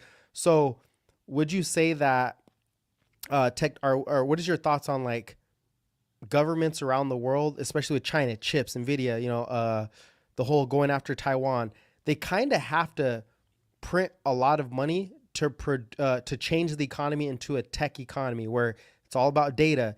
It's all about AI. Blockchain will come. Most people, are like, oh, blockchain failed. Blockchain will come. Not really Bitcoin, like you said, but how can we put a layer onto our system where we cut the cost of all these middlemen, right? Yeah. No, I mean, So that's what this does. that's exactly what this does. Yeah. So, yeah, I think that's the case. And what is your prediction for the, I think we talked about this, the Fed's balance sheet? Yeah. What's your prediction for the Fed's balance sheet over the next, when do you think they turn the balance sheet back on? It's going to be, third, fourth quarter of next year, maybe even the second quarter. Maybe even second quarter. I mean, it really depends on if they start doing rate cuts, because again, they've got to show themselves as, we said we weren't going to touch rates for a year. Are they going to stand by their word? And if they're going to stand by their word and the economy starts to falter, are they going to use the balance sheet to fix their problem because they can't lower rates? Or are they going to pivot, lower rates, and go back on their word? Right. Okay. Okay. So Because let's, I mean, because Powell put himself in that hole, right? He mhm, has been pretty good about saying every decision's data driven. But then right. when he came out on that speech, he said we want to leave rates alone for a year. Right. So he put himself, into a pretty tight corner. And is he willing to go back on his word and change rates sooner than a year, or does he use his other tools to help the economy if he needs to? Right. Okay. Okay. Well, I think that puts the nail in the coffin. I don't want to take more of Josh's times. I know some of you guys have some questions. We haven't really been on here, but shout out to Josh. Thanks for jumping on, Josh. Is there anything else you wanted to hit on? Uh, politically? Why? Oh, actually, no. Let's not do that right now. I got that you don't want to warning, get bro. you don't want to get flagged, bro. Nah, man.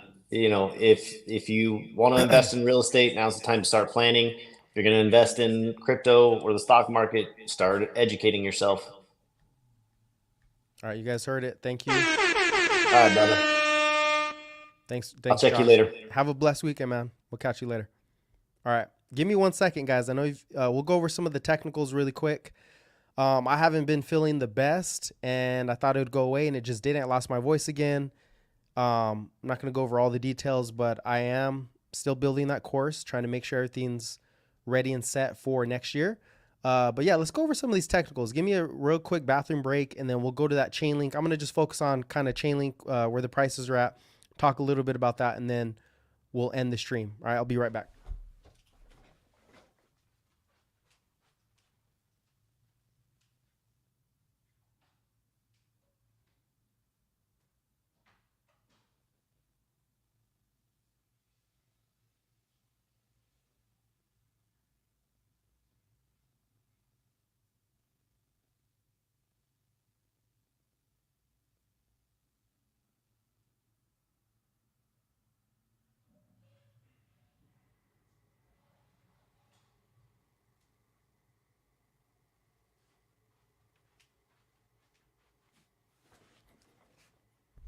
All right. So yeah, football legends. I know. Let me try to fix this stupid thing on TikTok. I don't know why it messes with my. How do you get back to normal? What up, big man's coming? Appreciate the support.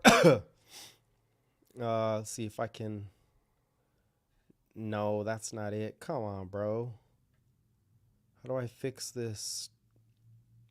Your TikTok really does suck. Just go back to normal. Off. Off. There we go. Okay. There we go. Let me flip this. There we go. And I'll be making some videos. Again, I haven't been too many live, so I'm not going to stay on here too long. Throw your questions out if you want to do some TA.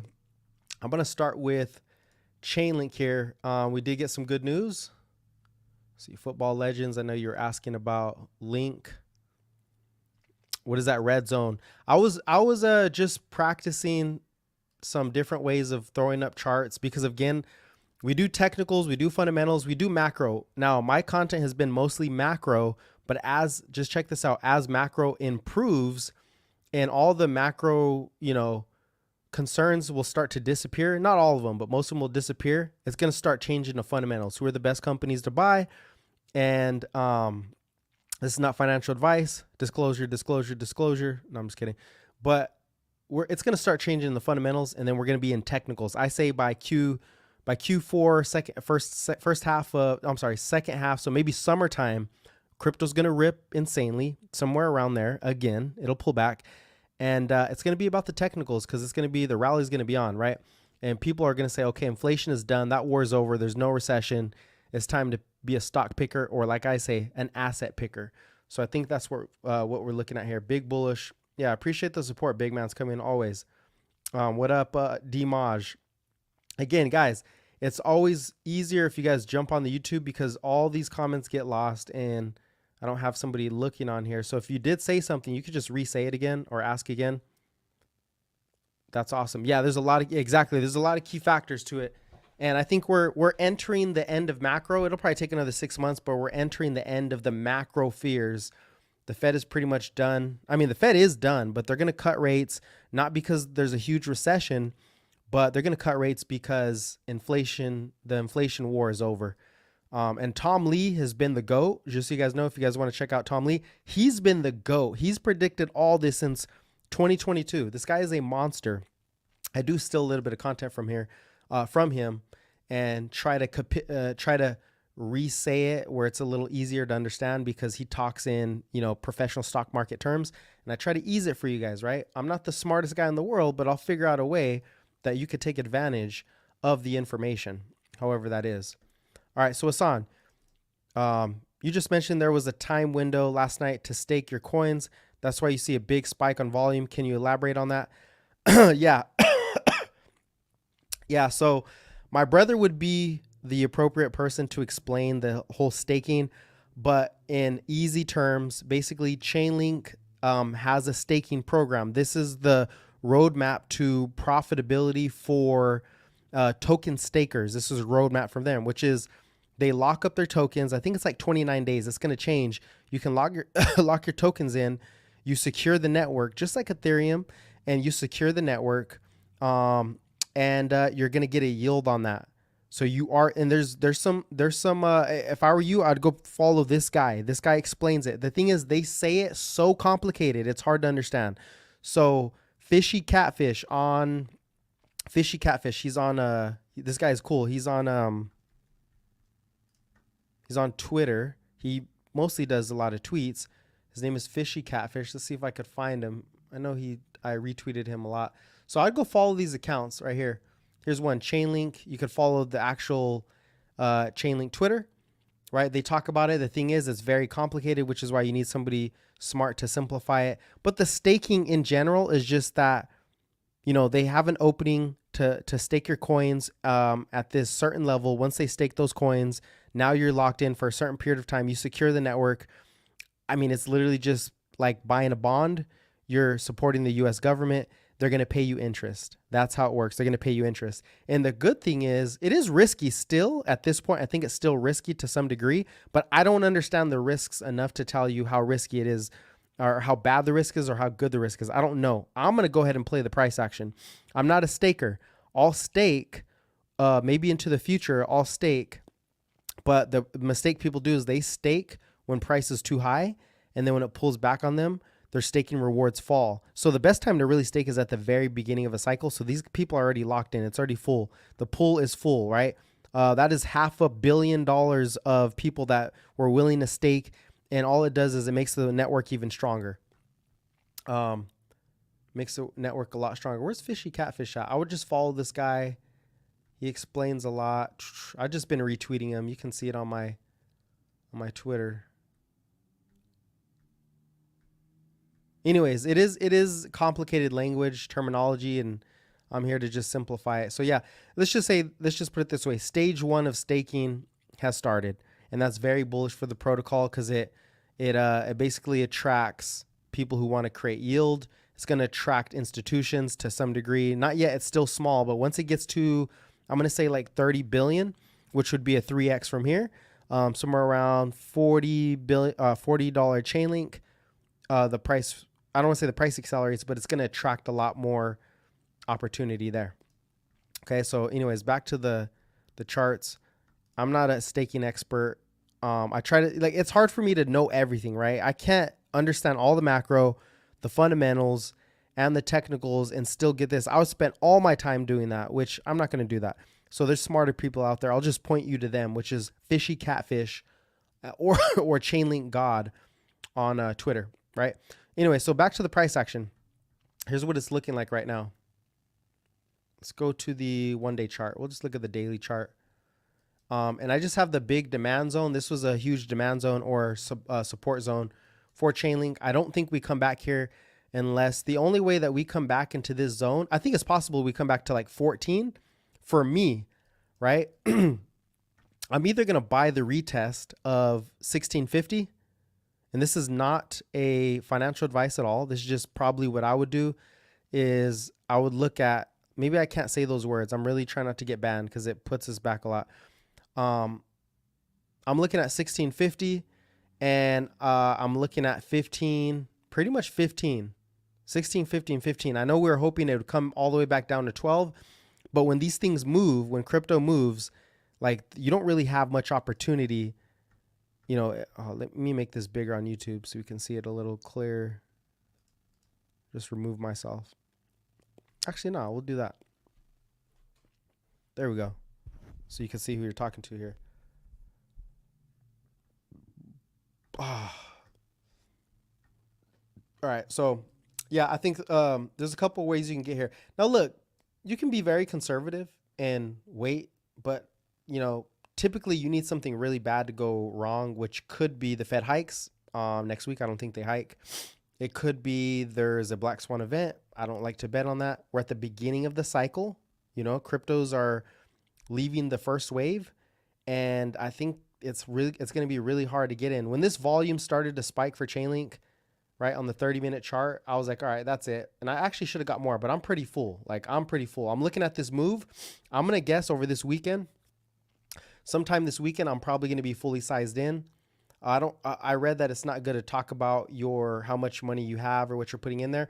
I'll probably update you guys that want to know just for marketing reasons. And I'm not going to lie about it, for marketing, as in people don't really pay attention unless they say, oh my God, I'll show you how much I'm up on Chainlink at some point. I just don't want to be showing it. It's stupid. It's kind of like, it doesn't educate you. It doesn't help you out to show you how much I made. I think it's kind of, braggy. You know, it doesn't help you guys at all, but some people want to see, right? Some people want to see. So at some point I will do that. But we're going to wait till this price gets a lot higher. So this was the big volume bar in the 30-minute chart that I saw pump. And I was like, holy crap. Okay. So we're getting that retest, right? This is where I think I'll probably scale in a little more here. I scaled in at 15. This whole drive, I scaled in at 1550, a little bit at 14, but I think this is it right here, which is if it holds this level, that big volume bar on the lock-in, you know, is going to be key. So that's where the volume's at. 1630, 16 and a quarter. It may not even touch it, but I think we will spike down there. And then this weekend, we probably support and go higher. the other part of this is the fact that, yes, Bitcoin's overdone a little bit. But typically what it does is it spikes. We're already at 44K. Nobody thought this would happen. Nobody thought we'd be at 44K. They were like, oh, but all those bears were wrong, right? And that's cool. I like to be right. I'm wrong a lot of the time. But looking at the macro cycle, which is why I focus on the macro was telling me that the riskiest assets are going to explode because the ISM is bottoming. The manufacturing cycle has bottomed. And people don't wait. Risk doesn't wait for positivity. They look forward and they say, okay, the worst is over. Let's go, right? Liquidity, global liquidity is picking up. Those are the two key factors. Global liquidity is picking up and the manufacturing cycle is starting to pick up. Number 3, inflation is done. The Fed is done with inflation. Those are the only 3 macro things you really need to know to understand that it is up from here. Is there going to be volatility? Of course. But the big moves are going to happen. Over the weekend, you could get a giant 20, 30, 40% move. I've been in crypto before. It freaking moves. And we're at the beginning stages. You don't want to be chasing later in the cycle. You definitely don't want to be chasing later in the cycle. So anyways, Bitcoin is moving. Now let's do some tech. Let's do some TA on this. Okay. It is, oh, look at that candle. Goodness. It is over, it's over, overbought. Okay. It is overbought, but Bitcoin can stay overbought. I've seen crypto move. It can literally be a bearish divergence and still move up. So there has to be exaggerated moves. My anticipation is that we keep moving up maybe to 50,000. And then when the actual ETF comes out, it probably sells off back to like 40,000. That's one way to look at it. I'm not sure if that happens or not. I don't really know. Yes, we're going to look at the ETH to BTC chart, but this price action is very bullish for Bitcoin. It doesn't mean it's going to break out. It just means as the narrative shifts, we're going to see a big move to the upside. Well, I don't want to say we're going to see. As the narrative shifts, the probability of crypto, of this rotation, because right now we're seeing Bitcoin dominance. Yeah, we're seeing a lot of Bitcoin dominance. You see that? As crypto starts to mature, though, that Bitcoin dominance is, I don't think it goes back to all-time highs. Hell no. Because decentralized finance, right? The other projects, crypto is not just Bitcoin. Bitcoin is one aspect of it. It is the base layer. But as crypto grows, it's going to outpace Bitcoin dominance. So I think Bitcoin dominance stays where it's at, moves sideways. I don't think it ever goes back to all-time highs. As it comes down, you're going to see altcoins explode, in my view. ETH to BTC hasn't even moved yet. It's still in that very consolidative zone. And when I say ETH to BTC, this is Ethereum dominance over Bitcoin. There we go. It's still in that pattern. It actually looks really bearish for a lot of people, but I think Ethereum's going to do well because they're burning a lot of the supply. We're just getting started. I think Bitcoin peaks out in the next maybe 30 days and Ethereum dominance starts to pick up. I could be wrong about that. Sure, it could be wrong about that, but that's what I'm seeing here. We should be bottoming. We're at the bottom of that trend here for Bitcoin. Now, Link. Okay, I like to look at Link to ETH. Link to Ethereum has breaking out of that zone. It's pulling back. This is why this is where I would look to get more because it's breaking out of the ETH to Bitcoin chart, meaning Chainlink dominance is picking up. Sorry, it's hard for me to talk. I can't even hear out of my left ear. Okay. And I feel like crap, but no excuses. I'm going to keep going here. My back hurts, blah, blah, blah, but hey, keep going here. Don't ever play victim. I just hate when I can't talk straight. My brain doesn't work that great. So anyways, Link to Ethereum is very strong. Okay. It's picking up. Link to Bitcoin. This is what I really want to see go. Like this thing broke out. This is very bullish too. It's showing a bullish price action also. Okay.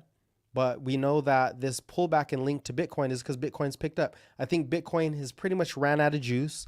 When I say ran out of juice, I'm saying versus the other stronger coins because it's had a pretty strong move. So I think the next move for Ethereum and Chainlink is going to feed off of the Bitcoin move, right?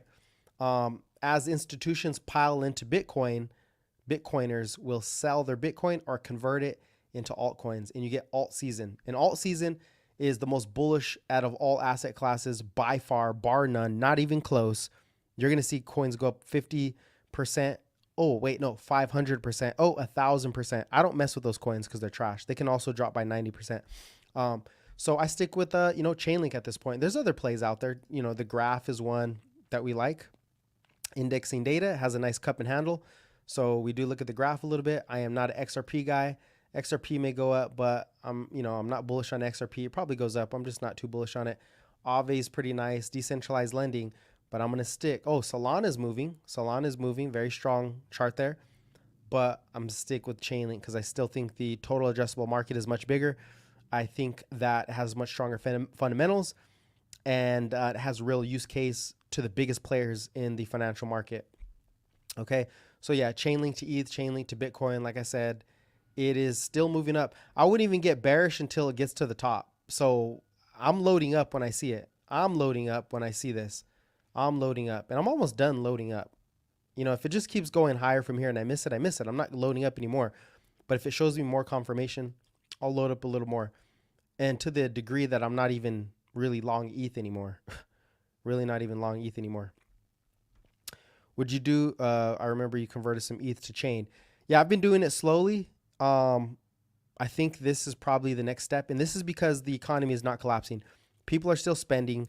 I expect Joe Biden to stimulate. If he stimulates, bro, crypto's going higher. He's going to bring more money into the system. Money growth is picking up. We're going higher from here.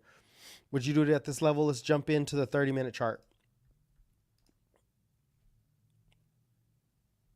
Sorry, I missed some of your guys' stuff here. Tommy, stocks and crypto. Who is this? What do you suggest people do that are in cash positions? So again, I'm not a financial advisor. This is not financial advice, but my take on cash is that, check this out with cash. Yes, people are earning 5% on their cash, right? This is a link. Let's just go to link. People are earning 5% of the cash. Okay. NASDAQ's up 40%. What does that mean? That means that if it's up 40%, then let's do 40 divided by 5, 8. That's 8 years of gains for cash. Cash is trash. Okay, when the cycle turns up, cash is trash. Cash is trash in regards to big macro moves. Okay, if you're looking to make big moves, which I do, I'm not like a real conservative guy. I'm a risky guy.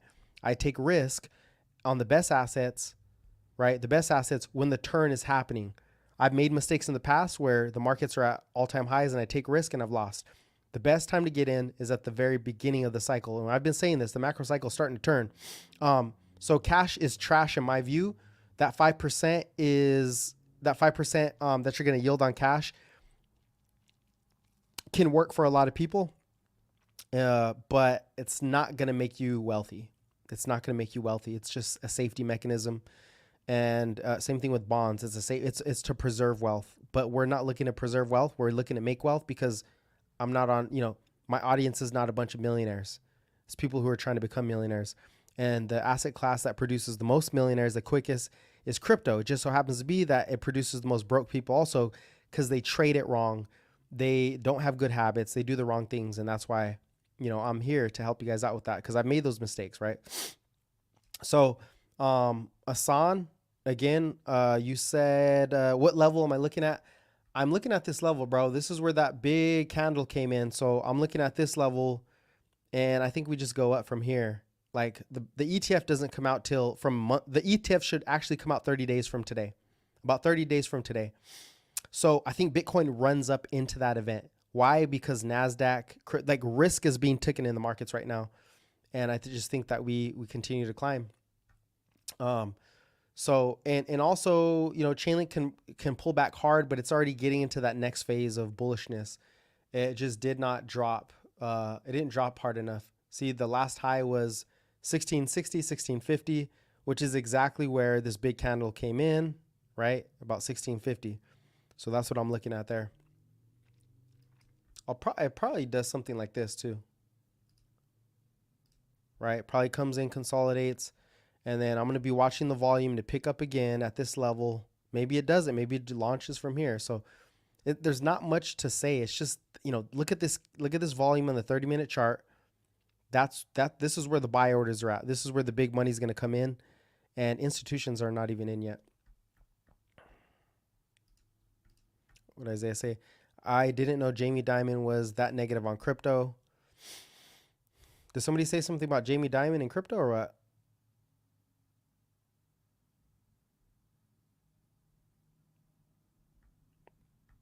He's trying to get people to sell their Bitcoin so he can buy it. Oh, Filecoin. I used to like Filecoin, but not anymore. Down to $5 from 250. Yeah, Filecoin, not that great. I don't even want to talk about those coins. I'm just going to talk about the coins I understand. So anyways, Tommy said, what do you suggest people do that are in cash? It depends who you are. I think cash is going to come into the market. It's going to flood into the market once we see inflation is done.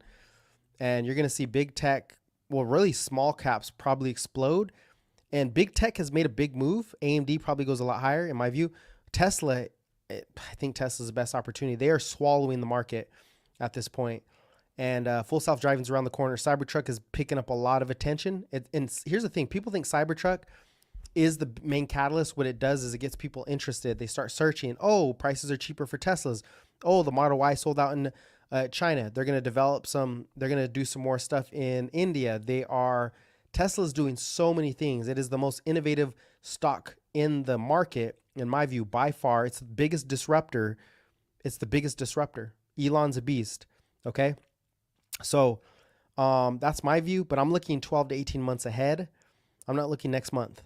That's my view on that. Can you trade it? Sure, but I'm not doing trading right now. Maybe next year I'm going to start doing trading content, a little more trading stuff. But right now I'm trying to establish this macro education, and because investing is easy, trading is very hard.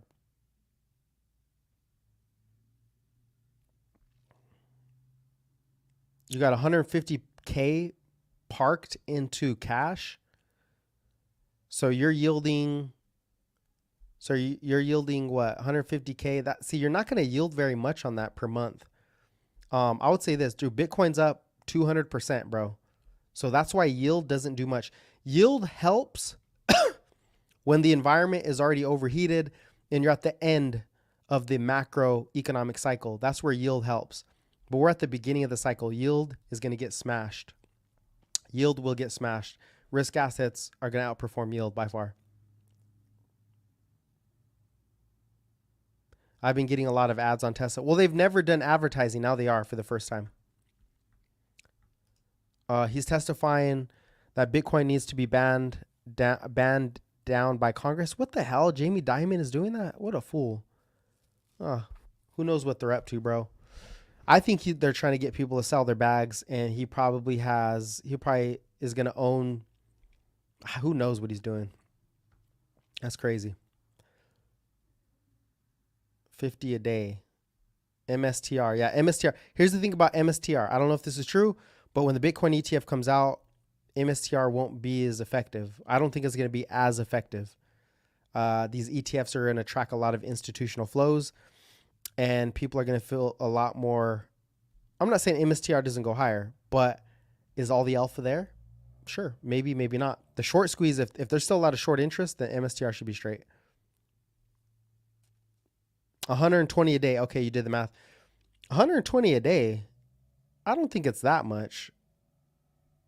On 150,000, because my calculations are, so you got to have at least $2.5 million. Okay, what was it?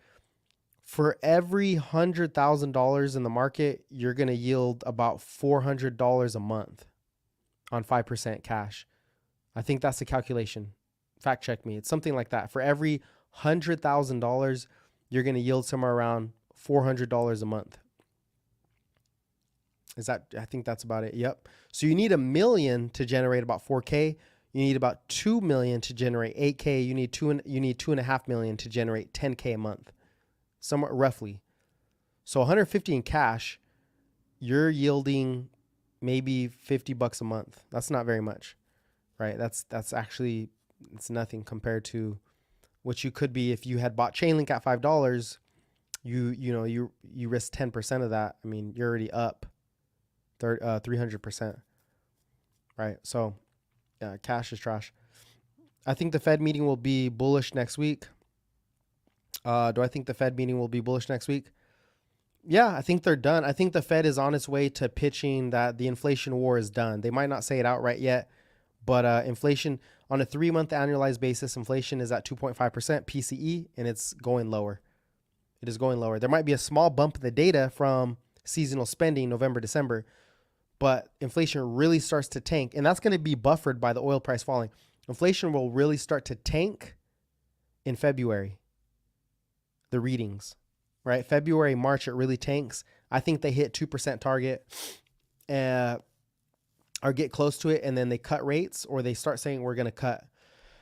And it's all going to come down to where's economic activity is accelerating, is it decelerating, productivity is picking up. So even if growth slows, productivity can make gains. Yeah, Santa Claus rally. I've been calling it for a while. Not to brag, a lot of people call it, but I was like, Santa Claus rally. I called it back in October. I said, we're going to have a strong Santa Claus rally. There could be a little delay, but those yields have come down tremendously. Filecoin, File USD. Yeah, Filecoin has got absolutely killed. It hasn't retraced enough. There's something with the use case here. There's a lot of use cases, but it doesn't mean they can actually play out. You need a use case with the real. There's a lot of use cases, but you need to find a use case that is actually being implemented and adopted by major institutions, or it has some type of economic gateway, right? When I say gateway or gatekeeper, kind of like Amazon just shut down Venmo payments. Amazon's a gatekeeper. Therefore, Amazon's going to gain value because you need to go through Amazon, Google Play Store, Apple Play Store, right? Those are gatekeepers. Or a monopoly. Chainlink has a monopoly on proof of reserves. It's the most widely used crypto. Filecoin is not widely used. So that's why it's like, they can go up, but do they all get to all-time highs? I really doubt it. Same with XRP. I think the XRP does not get, I could be wrong, but it's just the use cases are falling apart, where Chainlink's use case is increasing. It is increasing tremendously. Lululemon, cool. Lululemon, I know they're doing pretty well. So yeah, there's a recession, but it's not wide recession. It's just a rolling recession. And the market can do with that because yields are definitely going to be lower. Check out this chart on Tesla. Tesla is getting ready to blow at some point, man. The RSI has been cocking back for a while, since this last high. Looking at that, you have these patterns here for Tesla, these bullish flag patterns, right? Bull flag, boom, bull flag, boom. Next bull flag takes us, and volume's coming in. The next bull flag probably takes us to about 400 or all-time highs, especially if NASDAQ breaks out. So I'm looking at Tesla. I'm trying to play this into, I think it peaks if it does break out. I think it's going to peak mid-January, early February if it does. This is not financial advice. This is just my view right now. Until I see something change, I think that's what it's looking like. There's a lot of demand coming into here. And then S&P obviously is starting to push past that resistance level after today. Really good jobs report. The job report is saying no recession. Oh, but inflation goes, no, inflation is falling. This is Goldilocks. Inflation is falling. Growth is accelerating. ADA, Cardano, I'll just keep it quick. Cardano competes with Ethereum. Cardano, in my view, is trash. It's trash, in my view. It can't compete with Ethereum. There's a lot of arguments, but in my view, Cardano may never go back to all-time highs. Maybe it does, but it doesn't have as many developers. It's competing with Ethereum. Ethereum is the monopoly. It is the dominant Web3 platform. Ethereum is the dominant layer 1. So no, you're not competing. Cardano is not going to compete with Ethereum. They can't compete with Ethereum. Will it gain value? Sure. There's always people using it, Cardano, just not as much. So that's my thoughts on Cardano. I don't really care about stuff that I don't think is. I want to invest in things that are monopolies, that are gatekeepers, that are dominating the future, that have very good use cases, that are actually being adopted by a wide margin, that are early in the cycle. That's what I want to adopt in. I'm not even a fan of Solana, even though it probably goes ballistic. Do I think the pause is priced in? Yeah, the pause was priced in a long time ago. What's pricing in now is cuts. They're trying to price in cuts. They're trying to price in cuts. The market is trying to price in cuts right now. But as long as yields rise when growth comes up, the markets are going to be okay, right? That's the weekly chart. Let's jump over to daily. Let's take this volume off really quick. All right, so yes, the RSI came down and it bounced. That's why I'm bullish. I think we're going to see something like this. On the last breakout, which is around here, this was the last bull breakout. If you guys were here with me, I called this. This was when I wasn't streaming. I started streaming because I was like, you know what?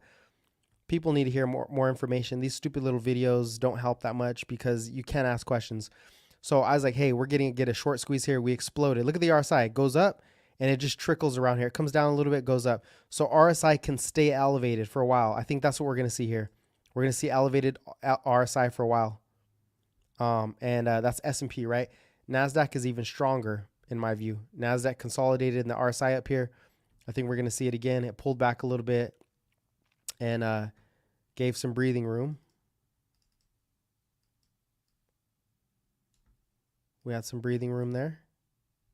So I think this is ready to break. I think we're ready to break again. Let's go 30-minute chart, see what this looks like. Take this off. These are the cues on the 30-minute. See if we got some golden crosses. Yeah, we got some golden crosses here. The baby blue line, or the till, whatever you want to call it, it crossed above two different EMAs. So momentum's picking up for the cues. Momentum's picking up for the cues. It's back to this high. Santa Claus rally, probably into January, right? These are the cues. This is technology stocks. Increasing productivity, AI. Small caps also very strong because the interest rate environment is done. Institutions are becoming more interested in Solana. Tommy, I would say institutions are interested in trading Solana, yes, but actually adopting Solana, no.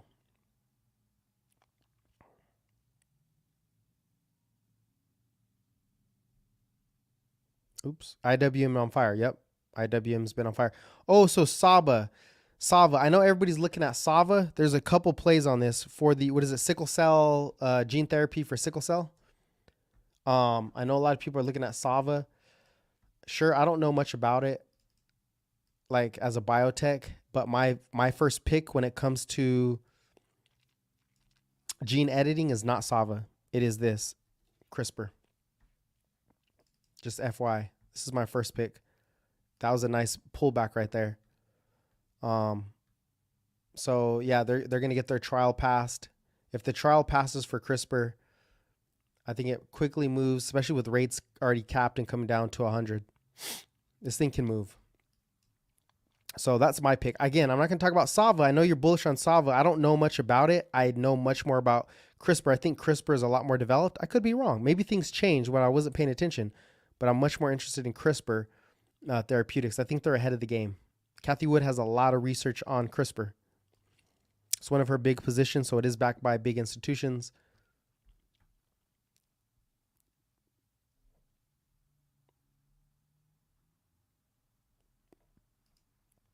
Okay. Bonds, we broke out of that reverse head and shoulders, came up a lot. This is the long-term bonds. Here's the key to the market right now. It's going to be, where does the dollar head? Where is the dollar headed? Is it coming back to the lows? And I think it's just going to slowly trend lower. The dollar is the cost of global trade. I'll probably do another stream on this because we've done a lot of stuff on here already. Let me just answer questions. I want to do another stream now that my voice is back again. Hopefully it doesn't hopefully it doesn't disappear.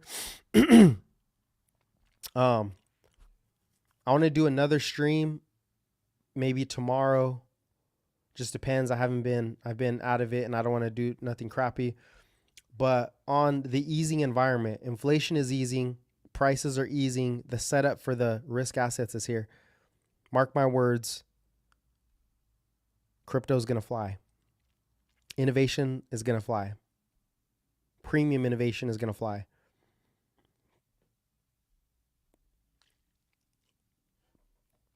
All right. Any thoughts, concerns about the economy here? Next week we have the inflation report. We could have core PCE sticky, a little stickier. It doesn't fall as fast. Headlines should drop like a rock because oil is dropping like a rock. I think we see 2 point something % headline. The market explodes. The Fed comes in. They confirm we're done. The market pulls back a little bit because they're like, I don't know. Yes, inflation was good, but maybe the Fed wants to hike again, and the Fed's going to basically end the hiking cycle, say we're done. We're pausing from here. We're still watching for any kind of disruption because they don't want the market to explode, but I think they're going to signal there's going to be a change in language, and they're going to signal the hiking cycle, or I'm sorry, the inflation war has been pretty much won. They won't really announce it until way, way later, probably not till 2024 mid, but I think it's done. The market will sniff that out. So keep your eye on the dollar. It's not running with rates anymore. Again, oil just keeps falling. It probably flushes to 60. Everybody's going to say deep recession. Oil is signaling recession. But really, it's just Saudi Arabia flooding the market. It's not a collapse in demand. It is Saudi Arabia. It's weaker demand with Saudi Arabia, flushing the market with supply. Sorry, big man's coming. I know you're bullish on oil. I know you're bullish on oil. But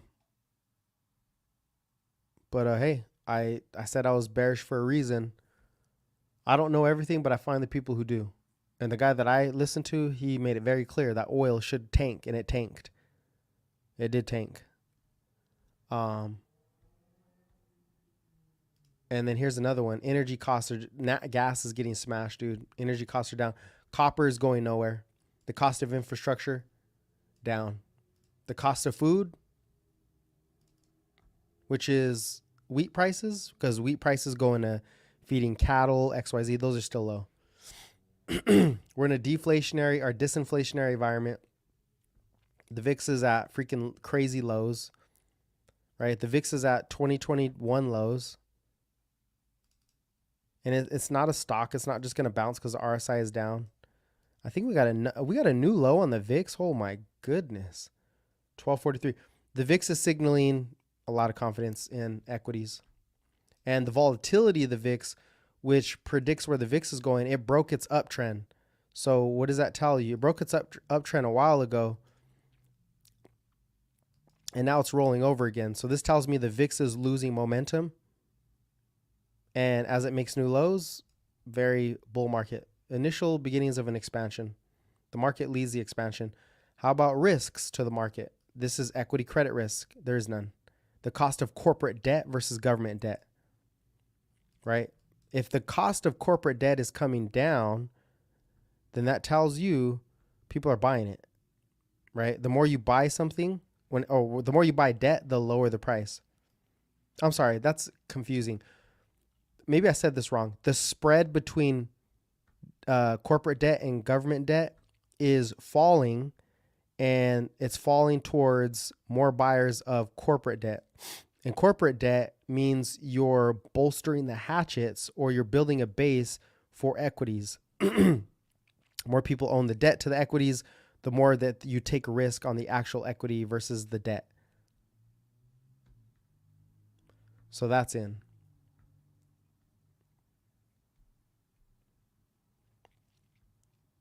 KRE never collapsed. The Fed never had to step in. KRE came back, man. Because inflation is dead. Inflation is done. Yeah, you're long CLF. You always talk about that. Cleveland Cliffs, right? I don't know, but I don't want to go long still. I know you're long still because you understand that stuff. Big man's coming. Shout out to you. Big man's coming. The difference between me and you is probably I like to get very long something that I think is going to do a 10x. And I don't see Cleveland Cliffs doing a 10x in the next 18 months. But hey, I hope it makes you money. And if you're running options around it, that makes sense. Because you can't run options around something super volatile. Just can't do it. I've learned that. I've tried to run the wheel on Tesla and I failed because it just moves too much. So if you run the wheel on Cleveland Cliffs, you might do pretty good. What do you see doing a 10x? Well, crypto. Does Bitcoin do a 10x? I don't think so. Here's my price prediction. Well, actually, can I say that? Actually, I don't think I could do price predictions. Here's what I think does a 10x here in the next 12 to 18 months. Let's go to the actual, let's go to crypto first. First of all, does Bitcoin do a 10x? Let's go to the weekly chart.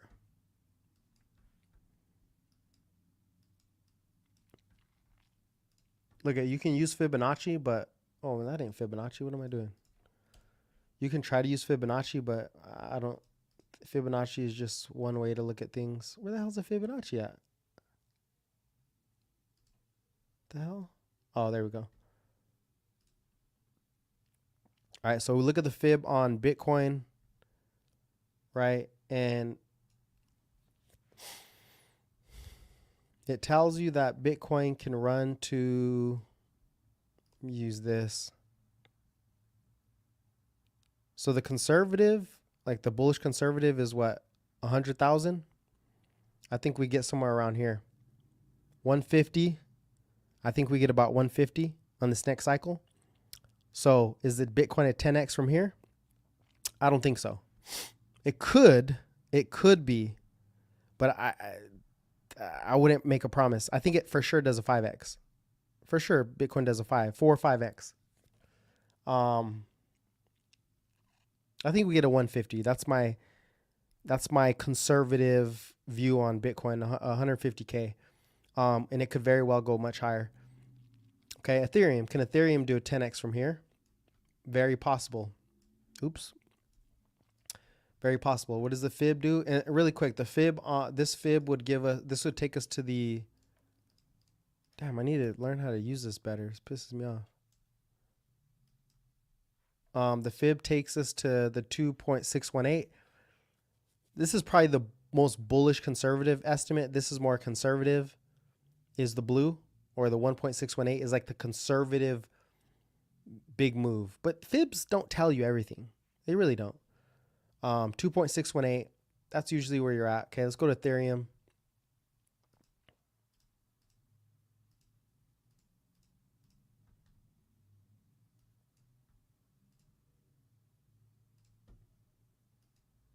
The 2.618 puts us at 15K. I think it goes higher than that. I think Ethereum could hit 15, somewhere between 15 and 20K. I'm going to say 15 for Ethereum.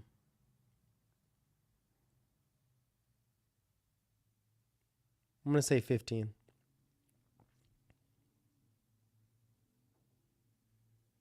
Okay. Now, Chainlink, this is when you said, what do I think can do a 10x? This can do a 10x. Could do more, but I'm more confident that this does a 10x. So the bullish conservative is 130, right? A 10x from here would put us at 166. I think we get to like 150 for sure if it really gets crazy, and it's much smaller. You got to think Bitcoin is what, 800 billion right now? Chainlink is 9 billion, 10 billion. I think it's about 10 billion. So if it goes to 100 billion, that's 150. If it does an Ethereum move and runs to about 200, we're looking at 200. Some people have estimates at 400, 250. That's kind of crazy. I'm going to say Chainlink between 100 and 200, somewhere around there. I know that's a big like middle ground, but like you just don't know. That's why I look at the macro too, because if the macro gets super, super bullish, which I think it does, meaning input costs go down, more capital comes into the market, a lot of these use cases become realized. Oh my gosh, Chainlink is actually working with Swift. The revenue expectations increase. Boom, you have a very big upside move. But I don't really see other things doing 10x's that are safe. Most of these are not safe in my view. In the stock market, what could do a 10x in the stock market though? I don't see many things doing a 10x in the stock market. It has to be like a micro cap.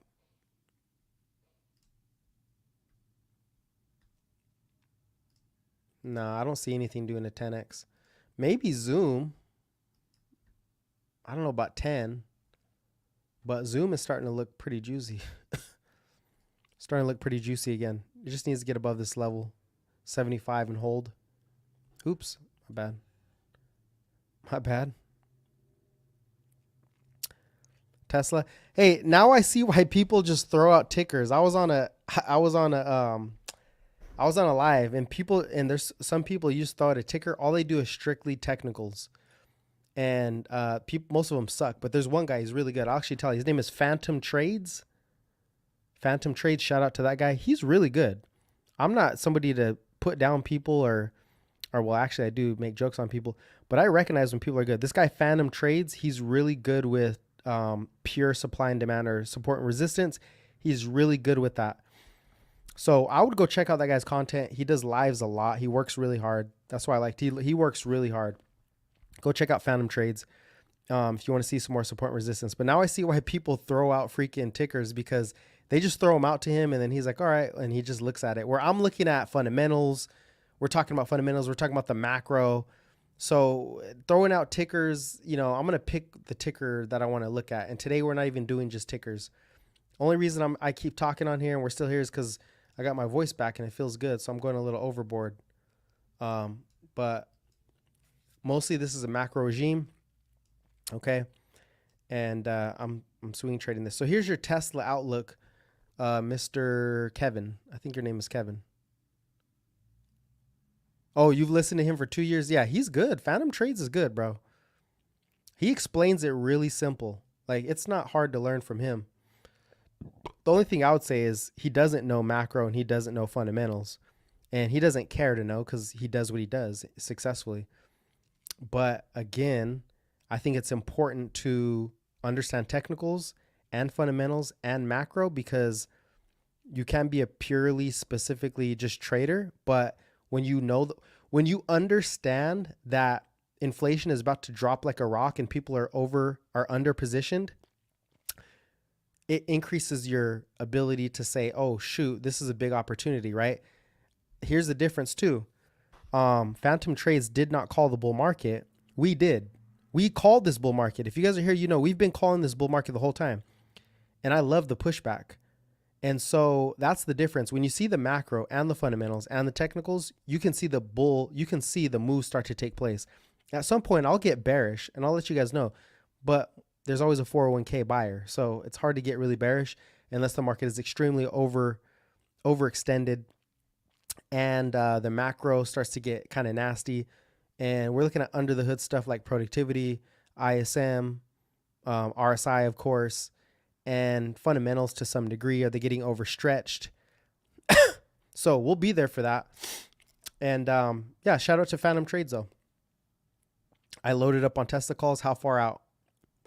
Did you enter at hundreds? No, I didn't. I did call out the hundreds, but at that point I was actually scaling into crypto. So I didn't get in at 100. I wish I would have. I should have. Tesla's about to break out. Yeah, Tesla looks like it's about to break out. There's a lot of stuff coming in for Tesla, but yeah, I'm looking at Tesla here. This is the only thing I'm actually trading, by the way. I don't know if I can say that. I'm trying not to say stuff that gets me banned. Actually, you know what? Oh no, you can see it on here. Okay, cool. You can see it. Yeah, we're getting out of that resistance level. So Tesla's at the point now where I think this is the first day that it's held above 240. Right? It's held above 240. And some people will say, don't chase. Yeah, you're probably right. Don't chase. But the fundamentals the macro is telling us that the Fed is about to communicate the end of the hiking cycle. Inflation is done. The Fed is about to is about to confirm that the inflation war is pretty much done and that they are not hiking again, and that there is no inflation risks coming back into the table, and that the labor market is doing fine. So all that tells me that the bears on Tesla can start to flip because their biggest problem was inflation. Well, not inflation. Well, it was inflation. It was inflation, but it was really interest rates, because automobiles, to buy a car, you have to factor in interest rates, borrowing rates. Well, guess what? Here's why I'm more bullish on Tesla versus where I was before. Oh shoot, I don't have the macro up. And this is why macro is important, right? This is where that guy, whatever his name is, he's not going to really see this, and that's fine. He doesn't need to see it. He's very good at what he does. But when it comes down to it, you have to buy his course and know all this stuff. Here, you just got to pay attention and learn. I'm giving you free stuff, right? Eventually I have a course, but it's everything together. All right. So here's what I'm seeing. Well, borrowing rates collapsed. So because borrowing rates collapsed, and this is about mortgages, just ignore this. I'm going to keep that there. That's where mortgage rates comes down to 5.5%, stimulating the housing market.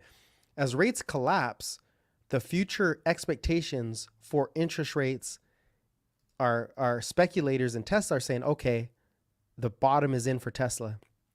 The bottom of their margin structure is in, meaning profitability is no more falling. Their revenue is going up, volumes are going up, and there's no more margin squeezes. As a matter of fact, prices went up. They increased prices in China. So that's all they wanted to see. They wanted to see the bottom of margins. They wanted to see the inflation picture fall, and it is. And now you're getting, now what we're starting to see with Tesla, let's see if I can remember, they're going to be, well, let's put it this way. Cybertruck is done. I already said that would be a sell-off event, but now that it's out, it's going to bring more eyes to the Tesla website. Now you're seeing the amount of interest in Tesla go up, and they're starting to see there's a tax credit, a $7,500 tax credit for the for the cars. Right? Now that's going to increase. Once Tesla breaks out, it doesn't need more news. That's it. The catalysts start to come in. People start making up bullish catalysts just because the price is going up. You know, it's the most political stock, and as it breaks out, there's going to be positive stories. Once it gets overextended, you're going to see negative stories because there's a vested interest in getting people to buy or sell Tesla. There's a lot of money. Tesla's the biggest mover, right? With options. It's the biggest mover. It's the most traded stock, XYZ, best-selling car, EV on the market. So it's going to take over. There's a lot. Listen, I'm not doing all reasons why Tesla's going to break out. I'm not doing that today because I'm out of, it's been 2 hours, 2.5 hours. Are you kidding me? But I had to give you guys some juice because I've been out for a while and I'm still not recovered. Freaking stupid sickness. I hate being sick. Yeah, it's at that break point. So what gets us above the level? It's either going to be some catalyst, but it's really going to be locked in when we see. It's going to really be locked in when we see on Tuesday we get the inflation rate, and I think that's going to be very positive for markets, especially headline. I think it goes to 2%. And then the Fed comes out and basically, solidifies this is it. This is it. We are now looking at holding rates and everything's doing pretty good. There's no growth.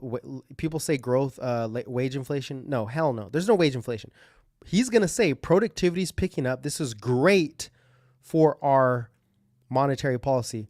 That is going to get the market up. The recognition that growth is happening without inflation pressures. That's going to get this market up on Monday, Tuesday, Wednesday. And so I think markets start to break out again into either Tuesday, Wednesday, Thursday, Friday. Who knows when it is, but they're going to start breaking out again. I don't even know if I can say my positions. I don't know if that's allowable, but let's just say that I'm waiting for this. I'm waiting for this. I think we go to 300 pretty quickly off that Fed news. Not Fed news. Yeah, Fed news. I think we go to 300 pretty quickly. If yields continue to ease and roll over and the dollar rolls over and the full self-driving, if we get an FSD partner actually say we're doing FSD, you're going higher. Tesla sales picking up, volumes picking up. Next catalyst, the real catalyst is going to be delivery numbers. There we go. When delivery numbers come out, that's not till January, I believe. You get wave 2. Wave 2 is going to take us much higher because those are going to beat. And there's a bunch of bears saying that Tesla can't beat deliveries. Of course, they're short and they're losing. That's why Jim Chanos, if you know him, he's been shorting Tesla forever. He had to close his whole hedge fund because you can't short Tesla. You can't short Tesla for a long time. You could short it when it's overextended, of course, right? RSI is extended, right? Super RSI. You can short it. But when it's down here, bruh, don't short Tesla. You're going to get destroyed. So that's the name of the game. Anyways, this is what it looks like on a technical basis. We are forming a flag pattern, a bigger flag pattern. The bigger the the bigger the formation, the bigger the breakout. So I think, again, we go to 400 on this next catalyst because productivity is picking up. The Fed is done. Inflation is done. Oil is coming down. The dollar is coming down. Interest rates are coming down. The macro is supporting a turn. Manufacturing is picking up. And if something hurts in the consumer, if something falls in the consumer, guess what? Joe Biden gives more checks out. So everything points to an expansion, a reacceleration of the economy, risk assets. Let's go. All right, that's all I have to say there. Man, a lot of questions now on TikTok. This is always when I'm literally at the end of my stream. My voice is going to disappear again. Can I check Apple? I'll do a last round. I know I keep doing it, but I'm going to do a last round of stuff. I'll check out Apple right now. AAPL. Apple looks pretty solid. Look at it's recovering from that RSI. So Apple is starting to recover now. Yeah, here's your resistance.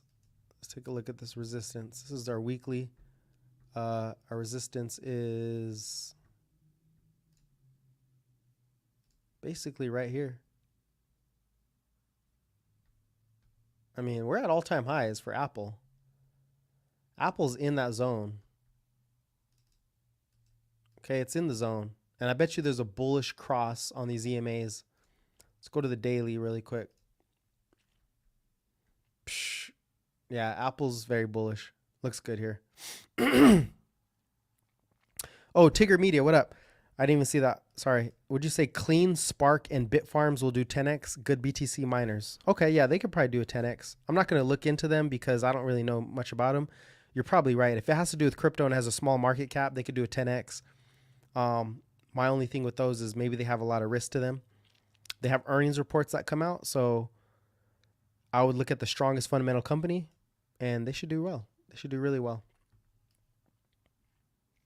So yeah, Apple looks good, bro. I mean, I just watched NASDAQ, I just watched NASDAQ in yields. It's funny because you know what gets these to go out, to break out? It's very simple. Yields keep falling, or yields move sideways, or dollar comes down. That's it. As long as that's the case, Apple goes higher. So watch the 10-year yield. Man, you guys all love CLF, huh? Don't you get charged a gas tax? Oh, shoot. I missed that. I don't even know what you're talking about. TSLY. What the hell is that? Okay, here we go. Bitcoin pump, buy, Coinbase, Mara, Riot. Yeah, crypto's going higher. What's your thoughts on AIOZ? AIOZ? I don't have thoughts on it. I don't know what it is. Sounds like a crypto. Sounds like it's a crypto. I don't know what that is. But yeah, watch the Qs. This is the key also. Yields come down, Qs break out. And we're starting to get that rotation. IWM had a big push, right? And then the rotation went into the Dow. Dow pushed up. I watched these rotations. Even SPY was strong. And guess who lagged? Qs. The Qs were lagging. Qs are not back to all-time highs. Now that the Qs have pulled back, we got the RSI pullback, and now it's coming back up. And we're going to get the Fed, pause, and the macro goes higher. This is it. This is it. You got a couple layers of support, and then we rock it from here. Sava is the way.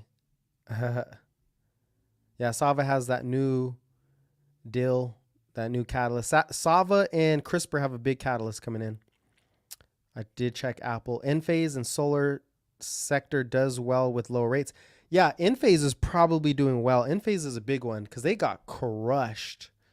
But now that rates are done, Enphase should rise. I'm not interested because I'm already loaded up on Chainlink, but Enphase should do well. I'm playing Tesla and Chainlink. I'll just keep it real.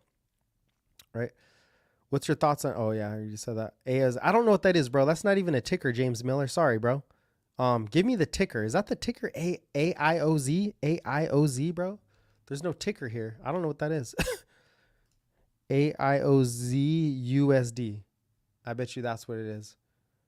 What the hell is this? Yeah, I don't know what this is. I don't really have thoughts on it. It's bullish. If it is a crypto, then it looks very bullish. I mean, that's a strong pattern there. As long as Ethereum breaks out, it's probably going to break out. It's a bullish pattern, bro. But I don't know what it is, so I'm not interested. CLF. CLF. Let's see. Oh, shoot. We did this before. Cleveland Cliffs, right? This is the still company. I looked into it. It's a still company, Cleveland Cliffs. Let's throw, because it's very trendy. Cleveland Cliffs is very trendy. I mean, it's broken the downtrend, so that's good. RSI got overbought. It's pulling back. Let's throw on these. Here's what's cool about Cleveland Cliffs. Because it is a manufacturing stock, as long as the ISM, that's what I'm putting up there. As long as the ISM is rising above 50, it probably explodes.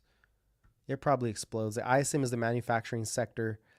And we're not above 50 yet, but it's getting there. So maybe they have a good balance sheet. I don't know. You got to know fundamentals about these. I don't know the fundamentals of Cleveland Cliffs. I do not know the fundamentals of Cleveland Cliffs. But if I had to look at the technicals, I'd say you have heavy resistance here. You have some very heavy resistance right here in this box. This is what I learned from, what's that dude's name? Phantom Trades. I learned this trick. It's like a charting trick. So that's why I like to look at other creators. I'll shout them out. But yeah, it makes it just a better stream. So yeah, there's your resistance for Cleveland Cliffs. You probably want to see, if you're not in already, you probably want to see this RSI show some bullish divergence, meaning price is still falling and the RSI starts to pick up. But it's just trending. It's holding these levels. Let's see what it looks like on the weekly. Oh, you're getting look, Cleveland Cliffs, you're starting to get, this is a good little pullback into a previous oh, this is really, yeah, this is good. Yeah, Cleveland Cliffs at what, 17? I'd say 17 is not bad. Support, because you're getting a golden cross here, 50 crossing above the 100 and the 200. Golden cross, pull back into the previous resistance zone, 17, whatever. So yeah, Cleveland Cliffs looks good. Good luck. Resistance isn't a real thing. Oh, we got a troll. What up, rap videos? Resistance isn't a thing. Well, that's all terminology. It's probably going to say it's all about supply. Same thing. Supply resistance, same thing. In other areas, it's not the same thing, but it's just a terminology thing. The moves big caps are making. Oh yeah, big caps. You think Apple will drop? I mean, yeah, Apple could drop at any time and go up at any time. What do you mean? Daily, weekly, monthly, intraday? Like, what do you mean? C3 AI. Oh man, here we go. Here's the traders. I don't like this stock. I think it's trash. I think it's losing its narrative. You can see it pretty clearly. It's losing a narrative. It needs a catalyst. I'll just say that. It's already broken the uptrend. It broke. It needs a catalyst. So 2350 has to hold. 2350 has to hold. It needs a catalyst. I wouldn't mess with it. I think the fundamentals are trash.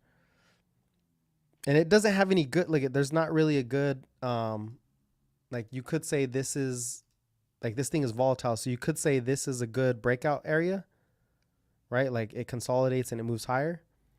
But I think the fundamentals are, it's wild. It's not clean. It's not very clean. I don't like it.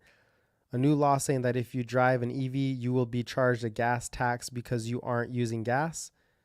I don't know about that. It's interesting. I don't know about that. CRISPR sounds like a better play. I like CRISPR better. I know about it. Quant. What is this? Quant Network. Quant's made a big move. Look, crypto's going higher. I don't know much to say about Quant because I don't know the fundamentals. I don't even know what they're solving. But I will say this from a technical standpoint, Quant just broke out. Quant just broke out with pretty good volume. See that consolidation? Big move higher, consolidates. Wick, wick, wick, wick, wick, boom, move higher. So Quant is breaking out. I just don't know what they do. I don't know what to say about it. You still have some resistance here, but if it's a small market cap and Bitcoin goes higher and Ethereum goes higher, it's probably going to move higher. It's a crypto. Would you say every 7 days? Hey man, totally agree with what you see. The dip was September 2022. Check out data mine to mint flux. Okay. Cool. I don't know what that is. I'm not gonna do that. Data mine to mint flux. Probably not gonna do that. PRE thoughts? The fuck is that? PRE. I mean, my thoughts are that this thing is getting destroyed. My thoughts are it's a scam. This is a scam, bro. Sorry, that's a scam. You're waiting for the bounce. My guess is this. You're holding this bag. That's typically what people say. When this price action is this ugly, and look at the RSI. Dude, there's a lot of selling pressure. It's probably a small cap. When it's that ugly, typically people are looking for the bounce to get out. I would just say it doesn't look like it's going to bounce. Cap your losses. I bet you're holding that bag, huh? Big anchovy. Cisco. Really? Cisco?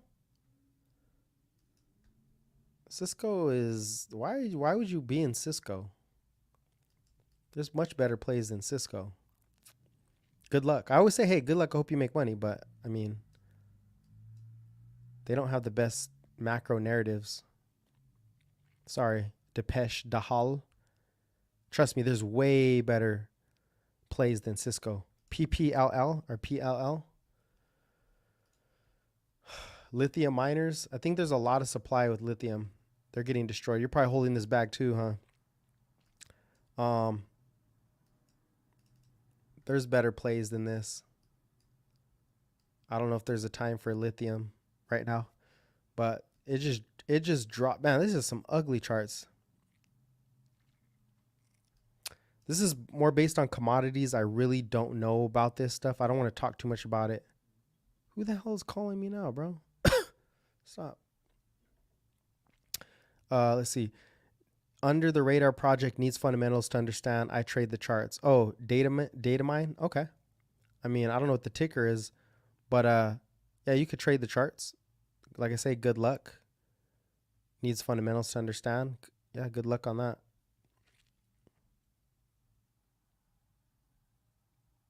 PRE, crypto, not a stock. Crypto's probably going higher unless it has trash fundamentals. Be careful. Can you go back to over Tesla's brief summary? I'll do that because I understand Tesla. A lot of these things I don't really know. Tesla is like it's ready to blow. It already had a couple. Well, I mean, this is a weekly chart, but Tesla's already came off the lows. It went to the highs, overbought. Now it came back down, and margins are bottoming. That's going to be the main story here. Cybertruck is going to create interest inside. Now, could it break down? Sure, but you need rates to explode. If Tesla does come back to this support, it's because 10-year rates are going to explode higher for some reason, which I don't see happening. And it's been pushing this resistance over and over and over and over and over. And the fundamentals are improving, but a lot of people disagree. So as long as it holds, I think it needs to hold like 234, 235.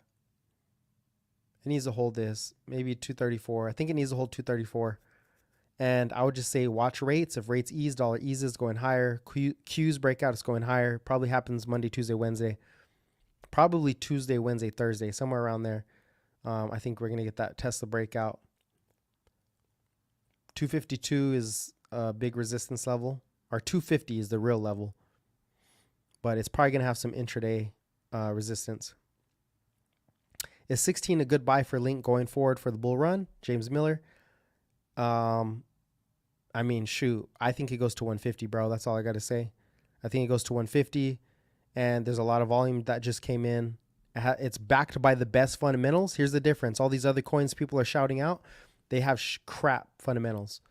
They don't even know what the fundamentals are. They don't even have a use case. They're just trades. Chainlink is not a trade. They are being adopted by the biggest financial institutions in the world. They have the biggest use case by far, bar none, the widest use case.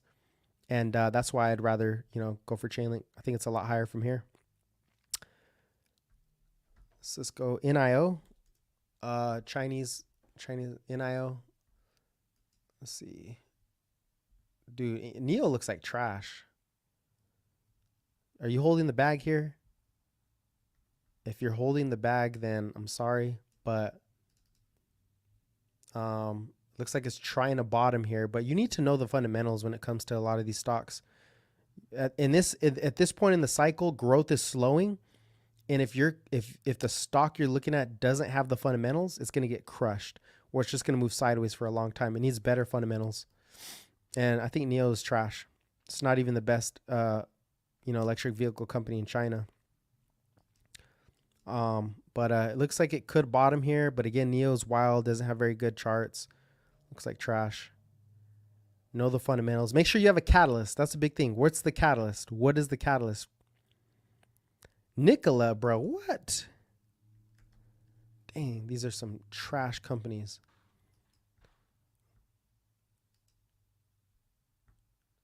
Bear flag. Nikola is trash too. There's no catalyst. I would like to say, give me your ticker and then tell me what the catalyst is. If there's no catalyst, I mean, it's kind of a waste of time to look at. There's 1,000 stocks out there, but there's not really a catalyst. Maybe it bottoms here. Looks like trash. Nikola's going lower. It looks like in my view. NVO. Novus. Now this price action tells me there is probably a catalyst here. Novu. I think, what is this? Healthcare. I mean, it doesn't look that juicy, but what's the catalyst? Looks pretty bearish. Probably just slowly grinds higher. I don't know, bro. Novu. What's a catalyst? What's your catalyst? Tell me the ticker and the catalyst. If you don't even know what the catalyst is, I'm not doing day trades here. This is not day trade setups. What is the damn catalyst? Oh,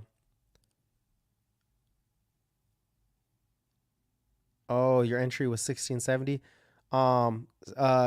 Chris, when it comes to CLF, bro, 17 looks like a good solid level. SoFi. Oh yeah, SoFi. Oops, wrong. SoFi.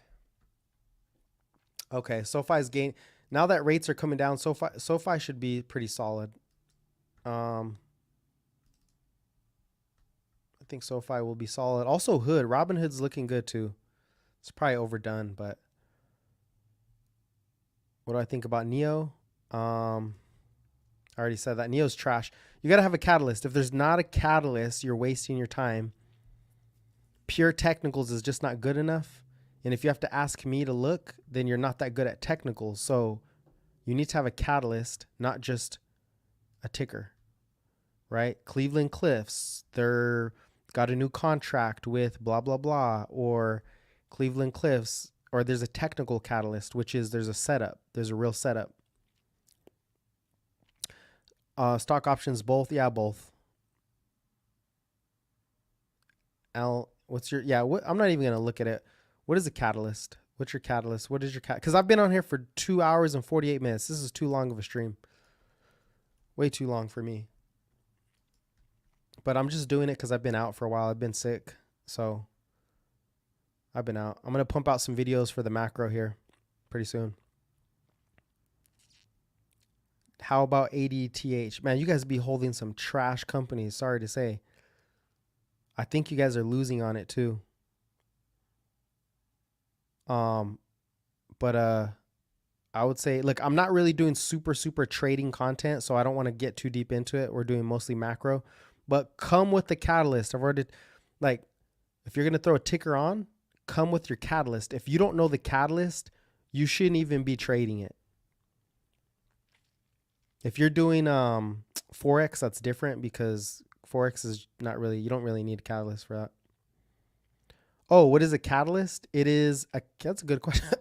It's a really good question. A catalyst is something that has not been priced into the future. A catalyst is That's a really good question. How the hell do I say that exactly? A catalyst is something that can drive the stock fundamentally, whether it's a new contract, whether it's growing revenue growth, whether it's a beat on earnings, whether it's some type of user base grow. It depends on the stock too. There's a lot of different stuff, but what is the catalyst? Load off at up 30%. Yeah, what is your catalyst? Just look it up, what a catalyst is. I'm sorry, I'm like out of breath here, so. Been on here for way too long. Avgo was flying. Here's a catalyst, CHIPS Act. That's going to fuel semiconductors, right? NVIDIA, AMD, and a bunch of other semiconductors. Inflation Reduction Act. That's a catalyst for electric EV vehicles, right? That's a catalyst because it's all the stimulus coming in. Infrastructure. That's going to be a catalyst for Caterpillar, for John Deere. Look, Caterpillar is starting to come back up because there's an infrastructure bill that's set to continue. There's an obviously uptrend in Caterpillar. So know what your catalyst is. Just look up catalysts. They make the weight loss. Rivian lower rates. Oh, Rivian lower rates. Rivian lower rates. That could work. That's hilarious. Rivian lower rates. Oh, that's not Rivian. What am I doing? Unfortunately, I'm not a big. Oh, that's not Rivian either. What the hell is a ticker? There we go. Unfortunately, I don't really like Rivian like that because they're not very profitable. But Rivian can do good numbers. I mean, there's a bit of a technical catalyst. You have a flag. You have a flag forming. Yeah, bro. I've been on here for 2 hours or almost 3 hours. So this is a premium. It's because I've been sick, so I'm trying to recover here. But weight loss drug, Rivian lower rates. Yeah, that's a catalyst. Look, Rivian, it's forming a nice little cup. It needs to get above, I'd say 20. I would say break and retest of 20 for Rivian. So break, retest, holds that 20 level. Boom. Lower rates, possibly. I like Roku.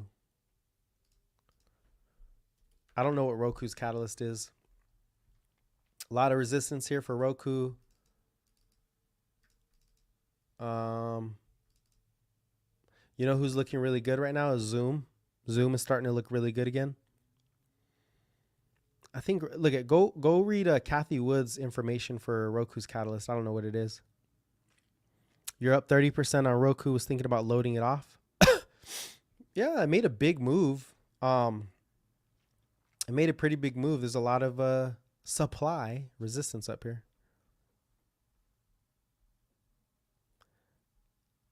Let's see. Yeah, what's your catalyst? AMD is a good one. AMD has a catalyst. AMD has a strong catalyst. They're coming out with that new chip versus NVIDIA. So this is something to really, because like you could waste your time, bro. You can really waste your time just looking at all these things, but you want to know what the catalyst is, right? Look at AMD has a actual fundamental catalyst, a new chip. So they're coming out with a new chip that's supposed to rival NVIDIA, plus the CHIPS Act is a fiscal catalyst, right? Which means government's going to keep spending on chips. And technically it is breaking out of this downtrend, which isn't the best catalyst, but also RSI is starting to lift. And, this is, I think, one of the best plays in the market, honestly, is AMD. Look at that wedge. AMD, this is a giant cup and handle. This is a big catalyst. So I would say this is probably like an A+ setup here. A+ setup, break, retest. It could even come back down to like 120, 125, but it's starting to catch wind here. So I like AMD. Roku, yeah, bro. I don't really like Roku or SoFi, to be honest with you. I think SoFi, that space is so saturated. It is so saturated. You got to do something new and innovative, and they are, but it's just very saturated. And I think crypto is part of the banking finance sector, which I think crypto is just a better bet. But SoFi can do well. I don't know, man. I got to look more into the fundamentals. Have you already talked about your thoughts on DXY? Right now, not really. If the Fed is definitely pausing next week, if they pause, the dollar's going lower. The dollar's going lower, Yassine. I think the dollar goes lower from here. Like the dollar is trying to make a upside move. Here's your resistance on the dollar. Let's go to that daily chart. Here's your resistance, 104.50. Okay. Let me take this off. Here's your resistance for the dollar. 104.50. And I think it could kind of climb into this level, into the inflation report in the Fed meeting. And I think it goes lower from there. So again, if you're a Forex trader, you want to see a dovish Fed versus a more hawkish central bank. So let's say the euro, let's say the British pound, that their central bank is a lot more hawkish. They're holding rates and they're going to increase. It's going to move against the dollar. So I don't know, but yeah, I think the dollar gets weaker unless you're doing gold, right? I think the best trade in Forex right now, I don't really know, I'm just guessing, is gold USD, because as the Fed stimulates, the dollar goes lower and gold goes higher. I mean, that might be one of the best trades, but gold's at a big resistance also. I think the best trade is literally Bitcoin USD. Nvidia. I really shouldn't be doing this, but hey, Nvidia's probably going to be a monster because they have a lot of catalysts, number one, and number two, they sold off of earnings. So that gives a lot of chances for people to stack in, especially fund managers. Their PE ratio is coming down, so their fundamentals are improving because the earnings expectations are so high. There's so much demand for chips right now for AI. You saw Google just came out with their AI. All these new AI models, NVIDIA is going to benefit from them. So NVIDIA looks good. It had a nice pullback. It retraced pretty steep. Let's see what the RSI is down. Yeah, NVIDIA is going to be a monster. I think NVIDIA is a monster. I don't really trade breakouts, but it looks like 475 is a level. So once it gets above 475 and holds, right, gets above that's not it. Gets above 475, somewhere around here, holds, and it probably just especially if the Qs break out. So already did AMD. CLF earnings was good, raised prices. XLE, I'm pretty bearish on energy stocks. I think energy's done, bro, because it can go higher, but oil's down. So if it doesn't hold this trend, XLE's done. It doesn't go to zero, but it needs to hold this trend. It needs to hold that trend. Just, their prices are going lower. I left calls on tests over the weekend. December 15th. Look, those are those are super risky because your theta is going to eat you up. If you're doing a Tesla call, I wouldn't be looking at anything. If you're not a professional trader already, I wouldn't be looking at anything sooner than mid-January. I wouldn't be looking at anything. February is probably your best contract. But that theta is going to eat you alive. Mara, Bitcoin holding over 50K. Yeah, Mara probably goes higher. Crypto is the future, banking industry plus more. Coin, yeah, coin's going to be bullish. Look, crypto's in a bullish, crypto's bullish right now. It's going to have a nasty volatile pullback at some point, and then there's your entry. Caterpillar competition in Japan is having to raise their prices because of JPY currency weakens. Okay, nice. See, that's the stuff that you guys got to know. Is it significant? I don't know. Tree mortgage rates coming down. I don't know what that means. It reduces their ability to compete with Caterpillar. Oh, that's a catalyst. There you go. Do your own effing research. Look at that guy his name is literally do your own research. That's good. I got Tesla January 250s, 270s. I'm so hype. Congrats. Just be careful. It needs to get above 250 and hold. 240, it's pretty good right now. Amazon didn't have profits till after 10 years. Yep. Yeah, but Amazon is a dominant player. If you're comparing it to these other ones, Amazon has a lot of network effects. So they might not be earning revenue, but their because they suppress their margins, but they're increasing their network effect, right? They have a monster network effect, and they have Amazon AWS, which fuels pretty much the whole web or half the web. So that's why they're a monster. What are some of your low cap stocks in crypto do you like for, look, I'm not going to lie to you guys. I'm going to be done with this, right? There's one stock I've been looking at. I don't really want to say it because I don't want to get people FOMOing in, but it is called Cooler Technology. This is an energy storage play. Energy storage, the opportunity is about, for this stock anyway, is about 400 billion. Okay. I've been watching and doing research on this since it was at $3, $2.50. Okay. I probably lost like 50% on it, got out, and I just started getting in again. But that was in the high rate cycle. This is when the rate cycle started, so it was trash. Now that rates are done, okay, what is Cooler Technology? There's some bullish divergence. It's starting to climb. The RSI is climbing. This is a micro cap. I usually don't do this, but I think it has a long way to go here. It's a micro cap. It's like 38 billion in market cap. 38 million. I'm sorry, super small micro cap. The revenue growth is really good. They're getting new contracts. The downside is that one contract is 50% of their revenue. Who are they? They produce battery technology. Okay. Thermal battery technology for NASA.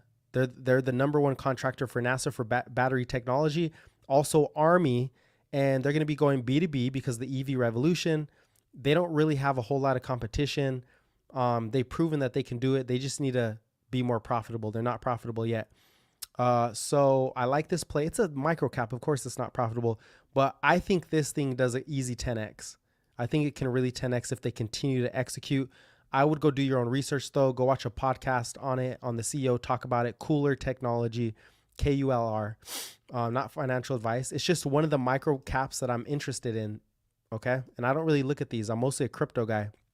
In Tesla, right? I like innovative stocks, but they have a lot of potential with innovation in the battery energy storage complex. They have a lot of contracts. Again, the revenue growth is really good, very strong revenue growth, and the price is so beat up. It's so beat up. You're getting a little base down here. So this is what I'm looking at as a micro cap to get big gains, James Miller, but very small portion of portfolio. Don't go too crazy. Hood looks good. How high? So anyways, that's what I want to say. I got the same setup. Let's see. QQQ. Any pushback? I'm kind of done, guys. I've been on here for 3 hours. I need to stop. But hopefully I'm back. I've just been sick for a while, like I said. And I'm building out a course. Okay. This is the main thing I want to say. Check out Pro Your Cryptos. When you think crypto as a whole will do the nasty pullback. When will the nasty pullback? It's looking like the nasty crypto pullback will actually come when the ETF is released. That's what it looks like. It looks like it's going to buy into the ETF and then sell off. Crypto have a lot of money flowing in when Bitcoin ETF is approved. Lots of money coming. Yes. So price might run up and then sell off. Hood, man, what the heck? Bro, I've been on here for 3 hours. User 5050644435. Chill out, bro. Chill out, man. I mean, you could at least say, please. I'll look at Hood. Look, Hood's overextended, bro. It's overextended. Chill out. I know you've been waiting. But it's hard because your name is User. So it's like, I've been waiting. All right, bro. Sorry. Usually I get look, if you go to my YouTube, let me tell you guys something real quick. If you go to the YouTube, I have this chart live on YouTube. It's way easier to see. You go to YouTube and you put your comment. I am 100% going to look at your thing because for one, I want you to move to my YouTube. I'm trying to grow my YouTube channel. So you're giving me something. You're giving me another subscriber on YouTube. So I will 100% look at your ticker symbol and do the evaluation on it. So if you ever want me to do that, just jump to the YouTube or else there's too many comments. There's too many things coming in there, right? So, oh my God. So yeah, jump over to the YouTube and do it and I'll definitely do it. I'm just giving you a tip, okay? That's just a secret for me right now is you jump over to YouTube and it sticks on there. I'm definitely going to look at it, bro, okay?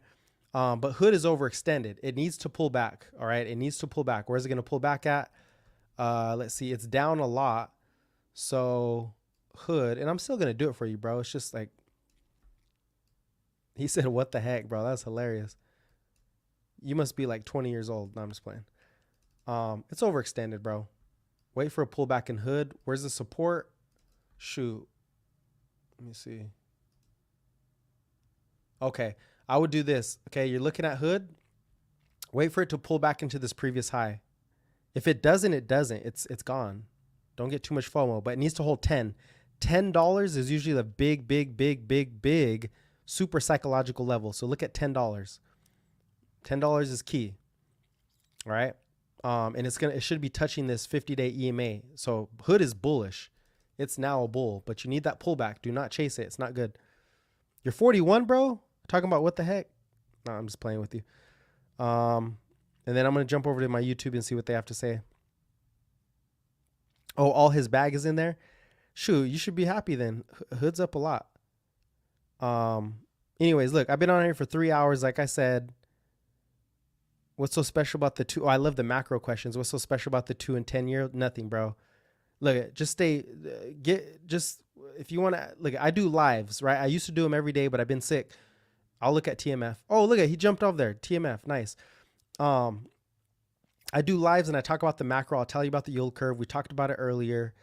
There's a lot of information in the market, but just try to catch me on the live. Subscribe. You'll see when I come on, and then ask me about the yield curve. If you want me to ask your question 100%, jump to my YouTube, ask the question in the comment so it sticks. I will 100% answer your question. But TikTok, the feed is stupid. Okay, the feed is crazy. And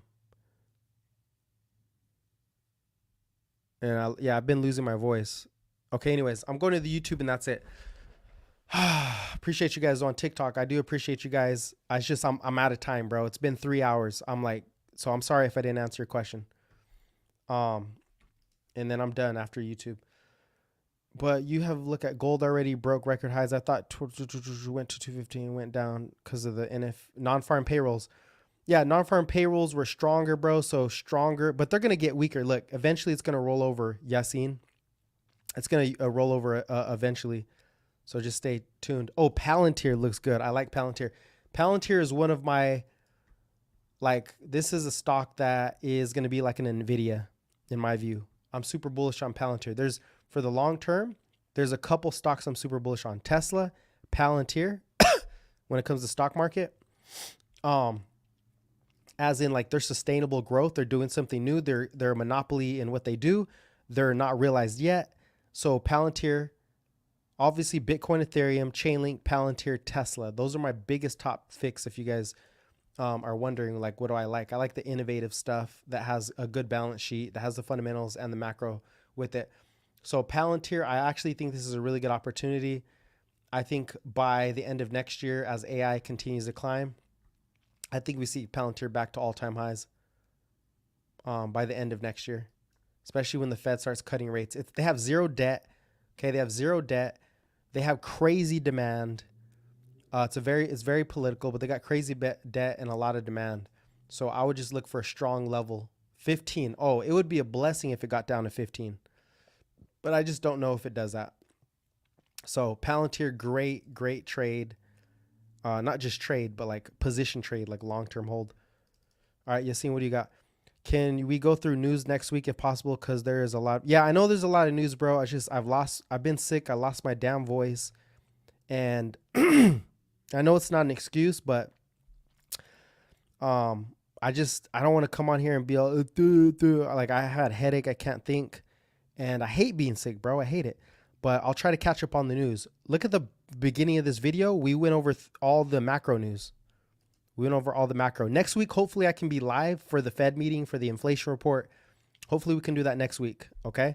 I'm trying to get better here and still hit the gym and still work out and still eat clean and still build the course for you guys. So I'm going to talk about the course. TMF stock. Okay, I'll do this last. TMF, last thing on YouTube. TMF is squeezing hard. We called this a long time ago. Why? It's a 3x leverage. I don't really like the leverage stuff, but it's basically rates. As the Fed communicates that they are done, this thing should rip. There's probably a lot of people piling into this because it is basically a reflection of the bond market, and the weaker the growth, which this thing might stall for a while. Why? Because seasonal strength is November, December. That's why the non-farm payrolls were so strong. Not today, but like in the weekend. Maybe if I feel if I feel better, I'll do a stream, bro. But I'm still trying to catch up. This is the longest stream I've ever done. So, anyways, we have what'd you say? Appreciate it, Adrian, for jumping on here. Oh yeah, so TMF. So this is basically the bond market, right? If rates go down, bonds go up, rates come down. Well, who's going to make those rates come down? As growth slows, I think TMF goes ballistic, probably starting at the end of January, February, because that's when the weakness of the economy is going to start hitting again. Right now it's strong because it's seasonal, right? Santa Claus rally. Why? Gig economy, seasonal hiring, everybody's spending in November and December, right? But once January comes, you're going to reflect on December, not as strong. Once February comes, it's going to show that the consumer is really weak. TMF goes much higher. Price prediction, I don't really know. I think it gets pretty elevated, but look at once that trend breaks, TMF probably jumps to 150, bro. Probably jumps to 150 all the way to the summer because the weakness should end in the summer. The downside for TMF is that if Joe Biden, which I think he's going to do, if he starts doing stimulus checks, then that's going to put a hold on bonds because he's basically saving the economy from slowing. So if Biden starts pumping stimulus checks, it's going to slow down TMF. It's going to slow down. Appreciate it, Isaiah. It's going to slow down TMF if Biden starts stimulating because what that means is he's going to keep bonds go higher when growth slows. Bonds go higher when growth slows. But if he starts to reaccelerate growth at a fast pace by giving out stimulus checks. Now, if he does like some type of infrastructure bill, yeah, it probably slows. If he gives out pure stimulus checks, this thing is not going up. It's going to slow. If the slowdown continues though, I think February is where it comes. The TMF probably goes up. Stocks probably stay a little sideways. Not all of them. Some of them can go up, but eventually TMF goes higher, bro. I'd say about 150. That looks like the next resistance, somewhere around 150. And that's probably in summertime. Because maybe he doesn't do stimulus. Maybe we go all the way till summer and then all of a sudden Joe Biden prints checks. That's definitely going to slow this because that means yields are going to start climbing again. Because people are going to sell their bonds. They don't want to hold bonds when growth is coming into the economy, guaranteed growth. Right now, growth is not guaranteed. It's slowing, so TMF is going up. So that's what I'd say about that. Yeah, I'm glad. Hey, look, just stay tuned for that course, bro. Maybe you can't afford it. Maybe you can. I'm gonna put it for 10,000. No, I'm just playing. Try to make a good offer. But the course. Okay, here's the course. I'm done with this. The course I'm building right now, I'm doing everything by hand. I'm drawing it by hand so a fifth grader can understand it. That's why it's taking me so long. I don't want to do all these crazy, complicated concepts because you can't learn that way. I was a teacher, and I realized as a teacher for K through 8th grade at one point that you have to teach kids at their level or else they don't learn. They don't care. It's not fun, right? So I'm trying to break it down for you guys, not just technicals, but fundamentals. There's two parts to fundamentals. There's quantitative fundamentals, the stuff that you can measure, and there's qualitative, the potential.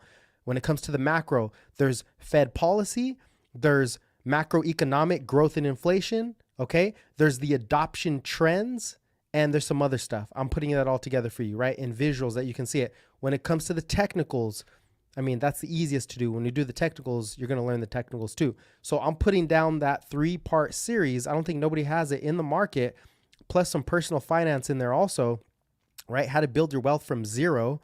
And that's going to be all in the course. I don't know how long it's going to take, but I give free content every time I go live streaming. And you can ask questions in real time where I'm not going to tell you, crazy stuff. Anyways, that's coming eventually. Just stay tuned, stay subscribed. You'll probably see me streaming Tesla if it breaks out. I'll be excited. All right, well, let me see. Home or shorts? What is this guy asking? How do I watch live there? Oh, link in the description, bro. I already looked at Tesla. Sorry, I'm out of here. It's been 3 hours. I'm going to be cutting up some videos for you guys, though. I have some cool videos if you care about macro or Tom Lee's the GOAT. So I'll be cutting up those videos. I'll edit them and you'll see those on my channel. So check out the shorts, and you should learn, right? Investing, trading, it's all learn. You always got to learn. That's why all these people have been wrong about the economy and the yield curve and inflation going higher. What do they say? Inflation's going higher. 1970s didn't happen. The Fed's gonna hike till everything breaks. Didn't happen. The Fed is QT. No, actually it's QE, because the shadow QE. Oh my God, risk assets are going to zero. I don't think so. Crypto's trash is going to zero. I don't think so. Right? Everything you hear, people are talking their books, and so will I. The difference is we've been right the whole time. We've been right this whole time. AI is taking over. Crypto's taking over. Blockchain, best opportunity in my view is Chainlink as a 10x, probably higher than that, much higher than that. And I try to give you all the alpha I possibly can for free. No course. I have sold nothing on here. I've never sold anything on here. So finally it will come. It will come, right? And it's not, here's how to make $1 billion. That's stupid, bro. Nobody, like, people are lying to you. You got to educate yourself. The market pivots, it changes. People are wrong. And I'm giving you like the framework to see everything, the fundamental framework, the macro framework, the technical framework. And then I have live streams that you can ask real questions on and literally try to educate you the best I can. Right. So anyways, you called it November 1st. Oh yeah. Also, I called this freaking Santa Claus rally also, right? And it's not because I'm the smartest guy in the world. It's because I find the smartest guys in the world and I put their information together and I make it make sense. And I'm like, okay, this makes sense. Let's go, right? I'm not the smartest. I just find the smartest and I say, this makes the most sense. I use logic and reason and data, not just data, logic and reason and data. You got to put all those things together. Let's see what else we got. But thought you were live there. I subscribed to the channel, but thought you were live there. I am live. Did my live stop on YouTube? I am live. Anyways, look, I'll be back, guys. I need to take a break. It's been 3 hours and 16 minutes.